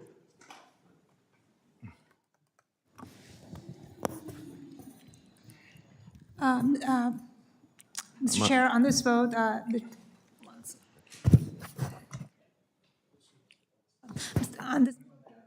this vote, the chair is recorded as a no, and the ranking member votes recorded as a yes. The clerk will now read the names of any members that are not recorded. Ms. Brownlee? Brownlee, no. Ms. Brownlee votes no. Mr. Cohen? Oh. Mr. Cohen votes no. Mrs. Dingle? Dingle's no. Mrs. Dingle votes no. Mr. Garcia? Mr. Lowenthal? Mr. McEachin? I'm sorry, Mr. McEachin, can you repeat that, please? Mr. Neguse? Mr. Neguse? Mr. Neguse votes no. Thank you. Mr. Neguse votes no. Next. Mr. Sablon? Saban votes no. Mr. Sablon votes no. Mr. McEachin is not recorded. McEachin votes no. Thank you. Mr. McEachin votes no. Mr. San Nicolas? Mr. Nicholas votes no. Mr. San Nicolas votes no. Mr. Tonko? Taco votes no. Mr. Tonko votes no. Ms. Trahan? Trahan votes no. Ms. Trahan votes no. Ms. Velasquez? I don't think this necessarily makes it fast. Mrs. Boebert? Mr. Gomert? Yes. Mr. Gomert votes yes. Boebert votes aye. Ms. Boebert votes aye. Ms. Gonzalez-Colon? Gonzalez-Colon votes aye. Ms. Gonzalez-Colon votes aye. Mr. Graves? Ms. Harrell? Mr. Heiss? Yes. Mr. Heiss votes yes. Mr. McClintock? Aye. Mr. McClintock votes aye. Ms. Radewagen? Mr. Rosendale? Rosendale, aye. Mr. Rosendale votes aye. Mr. Webster? Webster votes yay. Mr. Webster votes yay.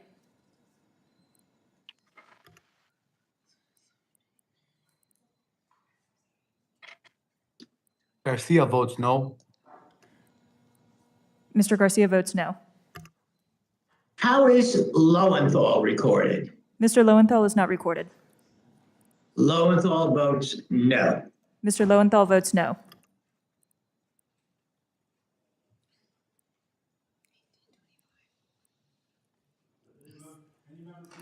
Record their vote that are not recorded, or change it. Graves, yes. Graves, yes. Mr. Graves votes yes. If not, the vote is closed, and the clerk will tally and report. Mr. Chair, on this vote, the yeas are 18 and the nays are 25.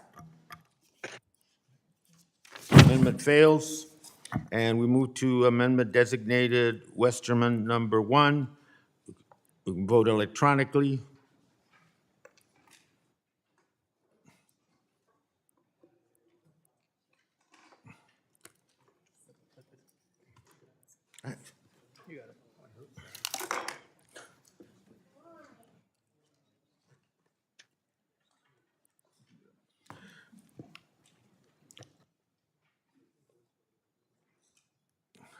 Madam Clerk, how is the chair and ranking member recorded? On this vote, the chair is recorded as a no and the ranking member is recorded as a yes. Thank you. The clerk will please read the names of any members not recorded. Ms. Brownlee? Brownlee, no. Ms. Brownlee votes no. Mr. Case? My meeting's not working again. Mr. Case votes no. Mr. Cohen?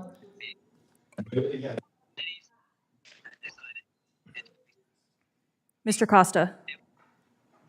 It worked. Cohen, no. Mr. Cohen votes no. Mr. Costa?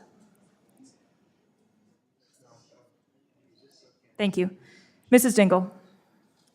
Dingles, no. Mrs. Dingle votes no. Mr. Garcia? Garcia votes no. Mr. Garcia votes no. Mr. Lowenthal? Lowenthal votes no. Mr. Lowenthal votes no. Ms. McCullum? Mr. McEachin? McEachin votes no. Mr. McEachin votes no. Mr. Neguse? No. Mr. Neguse votes no. Mr. Sablon? Sablon votes no. Mr. Sablon votes no. Mr. San Nicolas? Nicholas votes no. Mr. San Nicolas votes no. Mr. Tonko? Mr. Hen? Votes no. Trahan votes no. Mr. Hen votes no. Ms. Velasquez? Mrs. Boebert? Yes. Boebert, yes. Ms. Boebert votes Lisa? yes. Sorry. Mr. Carl? Alan Lowenthal. Oh, excuse me. Mr. Gomert? Yes. Mr. Gomert votes yes. Ms. Gonzalez-Colon? Oh, I got it. Gonzalez-Colon votes aye. Ms. I got it. Gonzalez-Colon votes aye. Mr. Graves? Ms. Harrell? Graves is yes. Mr. Graves votes yes. Ms. Harrell? Mr. Heiss? Yes. Mr. Heiss votes yes. Mr. McClintock? Aye. Mr. McClintock votes aye. Mrs. Radewagen? Mr. Rosendale? Rosendale, aye. Mr. Rosendale votes aye. Mr. Webster? Mr. votes yay. Any members not recorded to wish to be recorded? Mr. Chair, Madam Recording Secretary, Mr. Chair, this is McCollum. I don't believe I'm recorded yet. Ms. McCollum? Ms. McCollum is not recorded. McCollum votes no. Mr. Chair, it's Tonko. How am I recorded, please? Mr. Tonko is not recorded. Taco votes no. Mr. Tonko votes no. If there's no one else, the vote is now closed. The clerk will tally and report.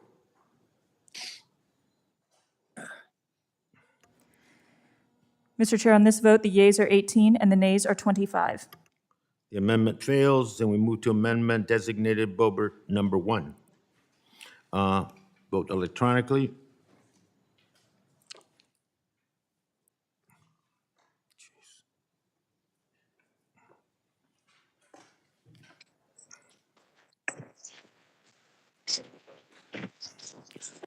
Madam Clerk, how is the chair and ranking member recorded? On this vote, the chair is recorded as a no and the ranking member is recorded as a yes. The clerk will now read the names of any members not recorded. Ms. Brownlee. Votes no. Ms. Brownlee votes no. Mr. Cohen. No. Mr. Cohen votes no. Mrs. Dingle. Dingle votes, oops, sorry. Mrs. Dingle votes no. Dingle votes no. Mrs. Dingle votes no. Mr. Gallego. I thought she said Bober. Mr. Gallego. Do what? Mr. Garcia. I was hoping to get votes now for some debate. Mr. Garcia votes no. Mr. Huffman. Gallego votes no. Mr. Gallego votes no. Mr. Huffman. Mr. Huffman votes no. Mr. Lowenthal. Oh, sorry. Last meeting we had. Yeah. Mr. Lowenthal. Ms. McCollum.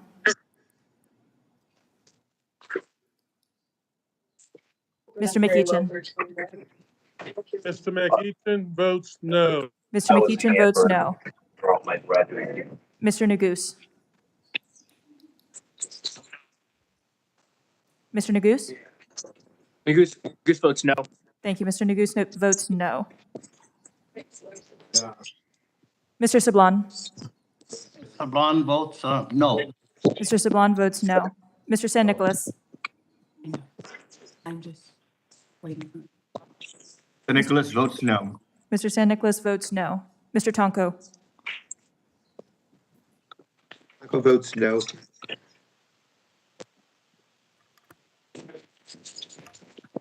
Taco Mr. votes Tonko, no. Mr. Tonko votes no. Thank you. Mr. Han? Trahan votes no. Mr. Han votes no. Just had a day.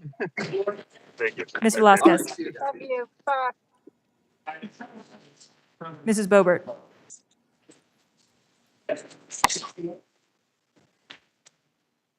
Mr. Gomert? All right. Ms. Gonzalez Sorry, Colon? yes. Oh, Mr. Gomert votes yes. Ms. Gonzalez Colon? Gonzalez Colon votes aye. Ms. Gonzalez Colon votes aye. Mr. Graves? Ms. Harrell? Mr. Heiss? Yes. I did it. That was the first. Mr. Heiss Graves, votes yes. yes. Mr. Graves votes yes. Thank you. Mr. Lowenthal, Bober, number 1, votes no. Oh, Mr. Lowenthal votes Boebert no. votes aye. Mrs. Boebert votes aye. Thank you. Mr. All right, are McClintock? you back? will you give me the numbers you've got? I don't want to get that. Mr. Mr. McClintock? Where's Elizabeth in the day? So Aye. she's doing okay. Mr. McClintock votes aye. I think she's doing okay. Mr. Obernolte? She's talked too much since the COVID. You know, love to talk to you at some point. I think we're in a better. if people would monitor their online Madam Chair? so that we're not Chair, Madam we're not Secretary. hearing your discussion here, that would be really helpful in the process. Not that we're not interested, but we're a little more interested in what we're doing right now. Continue, Madam Clerk, sir. Mr. Obernolte? Gallego votes. Resources, this is judiciary. And we're voting on the resources right now. We're going to be voting. Mr. Obernolte? Mrs. So- Radwagen? We're still on the Boebert. Oh, this is So still you are, yeah. Yeah, okay, so I'm already. Mr. Rose? votes no. So, Mr. Gallego votes no. I'm from Nacogdoches. Already got that. No Mac. Mr. Chair, this is McCollum. Ms. McCollum is recorded as a no. Thank you. Mr. Rosendale? Rosendale, aye. Mr. Rosendale votes aye. Mr. Webster? Webster votes yay. Mr. Webster votes yay.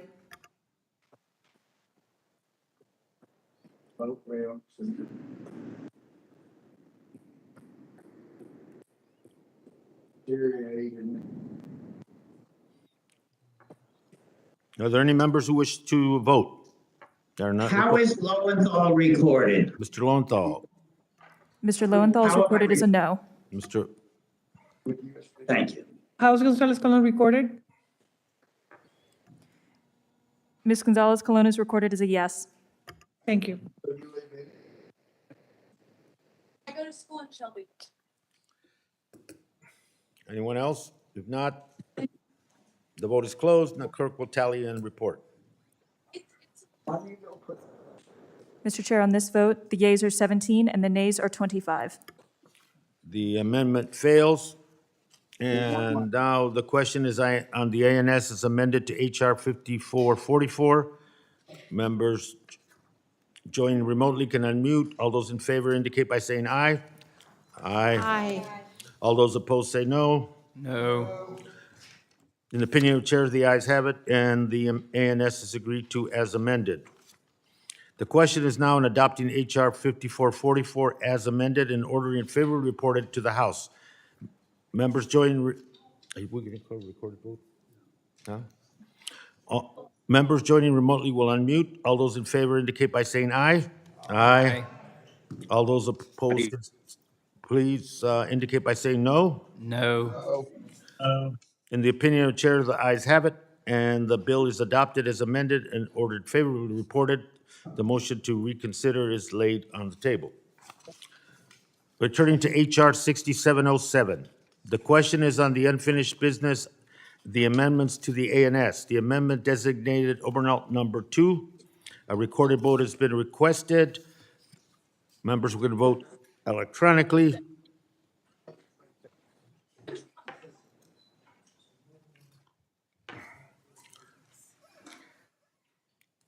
Madam Clerk, how are chair and ranking member recorded? On this vote, the chair is recorded as a no and the ranking member is recorded as a yes. Thank you. The clerk will not, please read the names of any members not recorded. Ms. Brownlee? Ms. Brownlee's no. Ms. Brownlee votes no. Mr. Cohen? No. Mr. Cohen votes no. Mrs. Dingle? Dingle votes no. Mrs. Dingle votes no. Mr. Gallego? Mr. Garcia? Garcia, no. Mr. Garcia votes no. Gallego votes no. Mr. Gallego votes no. Mr. Lowenthal? Ms. McCollum? No. Lowenthal votes no. Thank you. Mr. Lowenthal votes no. Ms. McCollum? Mr. McEachin? McCollum votes no. Thank you. Ms. McCollum votes no. Mr. McEachin? Mr. Neguse? No. Mr. Neguse votes no. Mr. Sablon? Mr. San Nicolas? Nicholas votes no. Mr. San Nicolas votes no. McEachin votes no. Mr. McEachin votes no. Mr. Tonko? Tonko votes no. Mr. Tonko votes no. Ms. Trahan? Yeah. Mr. Han votes no. Ms. Velasquez? Mrs. Boebert? Mr. Gomert? Gomer votes yes. Mr. Gomert votes yes. Boebert votes yes. I really appreciate it. Ms. Boebert votes yes. It is so nice to meet you. Yeah, I look forward to seeing you many times. Mr. Graves? Another outlet. How's Mr. Whitman recorded? Mr. Whitman is not recorded. Whitman votes aye. Mr. Whitman votes aye. Ms. How Harrell? is, oh, I'm sorry. Mr. Heiss? Aye, yes. Mr. Heiss votes yes. Mr. McClintock. Aye. Mr. McClintock votes aye. Mrs. Radewagen. Mr. Rosendale. Rosendale, aye. Mr. Rosendale votes aye. Mr. Webster. Webster votes yay. Mr. Webster votes yay. Mr. Whitman. Apologies. Mr. Whitman is recorded as a yes. How is Trahan voted? Mr. Han is recorded as a no. Thank you. How is Ms. Gonzalez Colon recorded? Ms. Gonzalez Colon is not recorded. Gonzalez Colon is a yes. Ms. Gonzalez Colon votes yes. How is Mr. Lowenthal recorded? Mr. Lowenthal is recorded as a no. Thank you.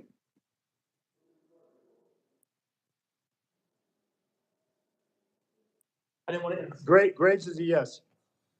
Mr. Graves? Graves is yes. Mr. Graves votes yes.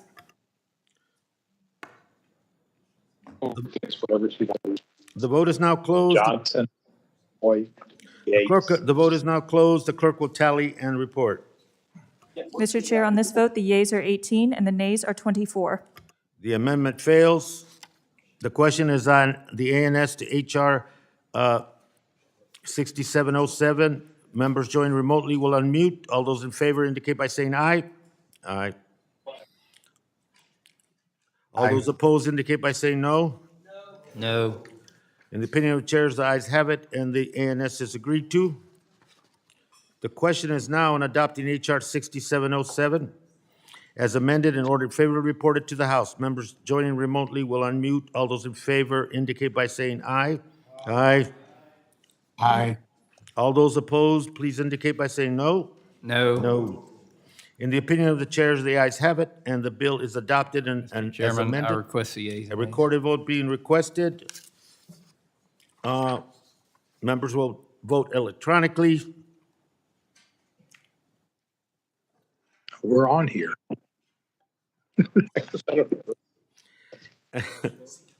And Madam Clerk, how are the chair and ranking member recorded?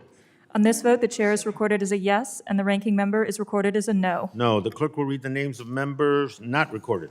Ms. Brownlee. Brownlee, aye. Ms. Brownlee votes aye. Mr. Cohen. Aye. Mr. Cohen votes aye. Mrs. Dingle. Dingle votes aye. Mrs. Dingle votes aye. Mr. Gallego. Mr. Garcia. Garcia votes aye. Mr. Garcia votes aye. Mr. Lowenthal. Lowenthal votes aye. Mr. Lowenthal votes aye. Ms. McCollum. Mr. McEachin. Keachin votes yes. Mr. McEachin votes yes. Mr. Neguse. Yes. Mr. Neguse votes yes. Mr. Sablon. Mr. San Nicolas. Mr. Nicholas votes yes. Mr. San Nicolas votes yes. Mr. Tonko. Tonko votes yes. Mr. Tonko votes yes.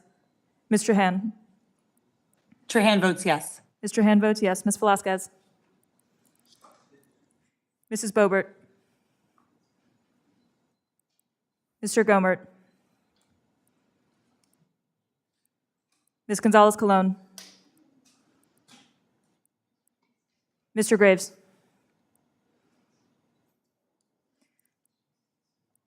Ms. Harrell. votes no. Mr. Whitman votes no. Mr. Whitman votes no. Ms. Harrell. Mr. Heiss. Ice, no. Mr. Heiss votes Boebert no. votes no. Ms. Boebert votes no. Mr. McClintock. No. Mr. McClintock votes no. Mrs. Radewagen. Mr. Rosendale. Rosendale, no. Mr. Rosendale votes no. Mr. Webster. Webster votes nay. Mr. Webster votes no. Pardon me. Mr. Whitman is recorded as a no. Yes or no? How much Gonzalez Colon is recorded? Ms. Gonzalez Colon is not recorded. Any other member? I'm a no. Ms. Gonzalez Mr. Colon Chair, votes this no. is, Mr. Chair, this is McCollum and my video won't work. Am I still able to vote? Oh, no. Gomer votes no. Mr. Gomert votes no. Ms. There McCollum, you I think go. you need to be visible on, for us Yes, to be able to do. yes, I moved to another part of the Capitol, so I now have video. Mr. Yes. Chair, I wish to be recorded as a yes. Ms. McCollum is recorded as a yes. Graves, no. Mr. Graves votes no. Any other members? The vote is now closed. Clerk will tally and report, please.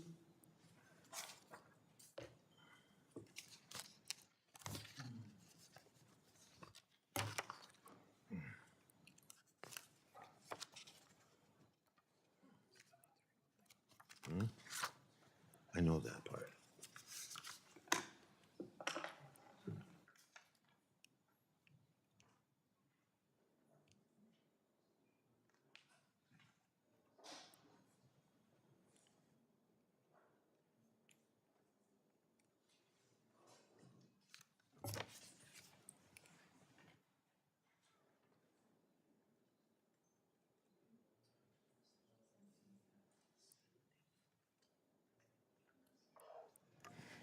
Mr. Chair, on this vote, the yeas are 24 and the nays are 16.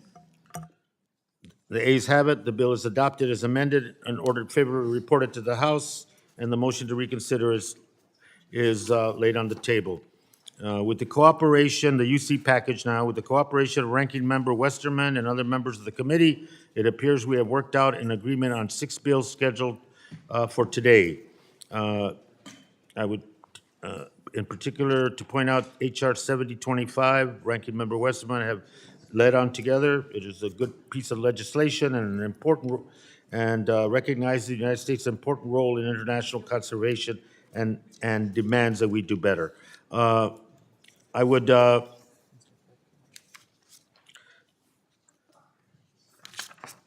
the UC motion to discharge the subcommittees. Let me begin by saying I ask unanimous consent the Subcommittee on National Parks, Forests, and Public Lands be discharged for further consideration of HR 6337, Biking on Long Distance Trails Act, HR 7002, the Gateway Solidarity Act, and HR 7075, Yocanian Independence Park. I also ask unanimous consent the Subcommittee on Water, Oceans, and Wildlife be discharged for further consideration on HR 6734, America's Refugees, and HR 7025, Human Rights Centered International Conservation. I ask unanimous consent the Subcommittee on Indigenous Peoples be discharged from further consideration of S 789, repealing offensive anti-tribal provisions. Without objection, so ordered. I now ask unanimous consent that the following bills be adopted and ordered favorably reported as to the House of Representatives as described. HR 6337 with ANS offered by Representative Neguse. HR 6734. HR 7002 with an amendment Westerman number 1. HR 7025 with an amendment Grijalva number 1. HR 7075 with an amendment Westerman 78 and S 79. Without objection, S 789. Without objection, so ordered. Without objection, the motions to reconsider are laid at the table. Without objection, the long title of HR 7075 is amended, and all members shall have 2 days in which to file supplemental, additional, minority, or dissenting views. I ask unanimous consent that the staff be allowed to make necessary technical and conforming changes to the bills ordered reported today, with subject to the approval of the minority. I also ask unanimous consent that for any bill ordered reported today with amendments, that the bill be considered reported with an amendment to strike out all after the enacting clause and insert the text of the bill with its perfecting amendments adopted in committee. Without objection, so ordered. Thank the ranking member on the UC, members of the committee for helping move the markup along. There's no further business. Meeting's adjourned. Thank you. When are we doing my amendments to lower energy prices?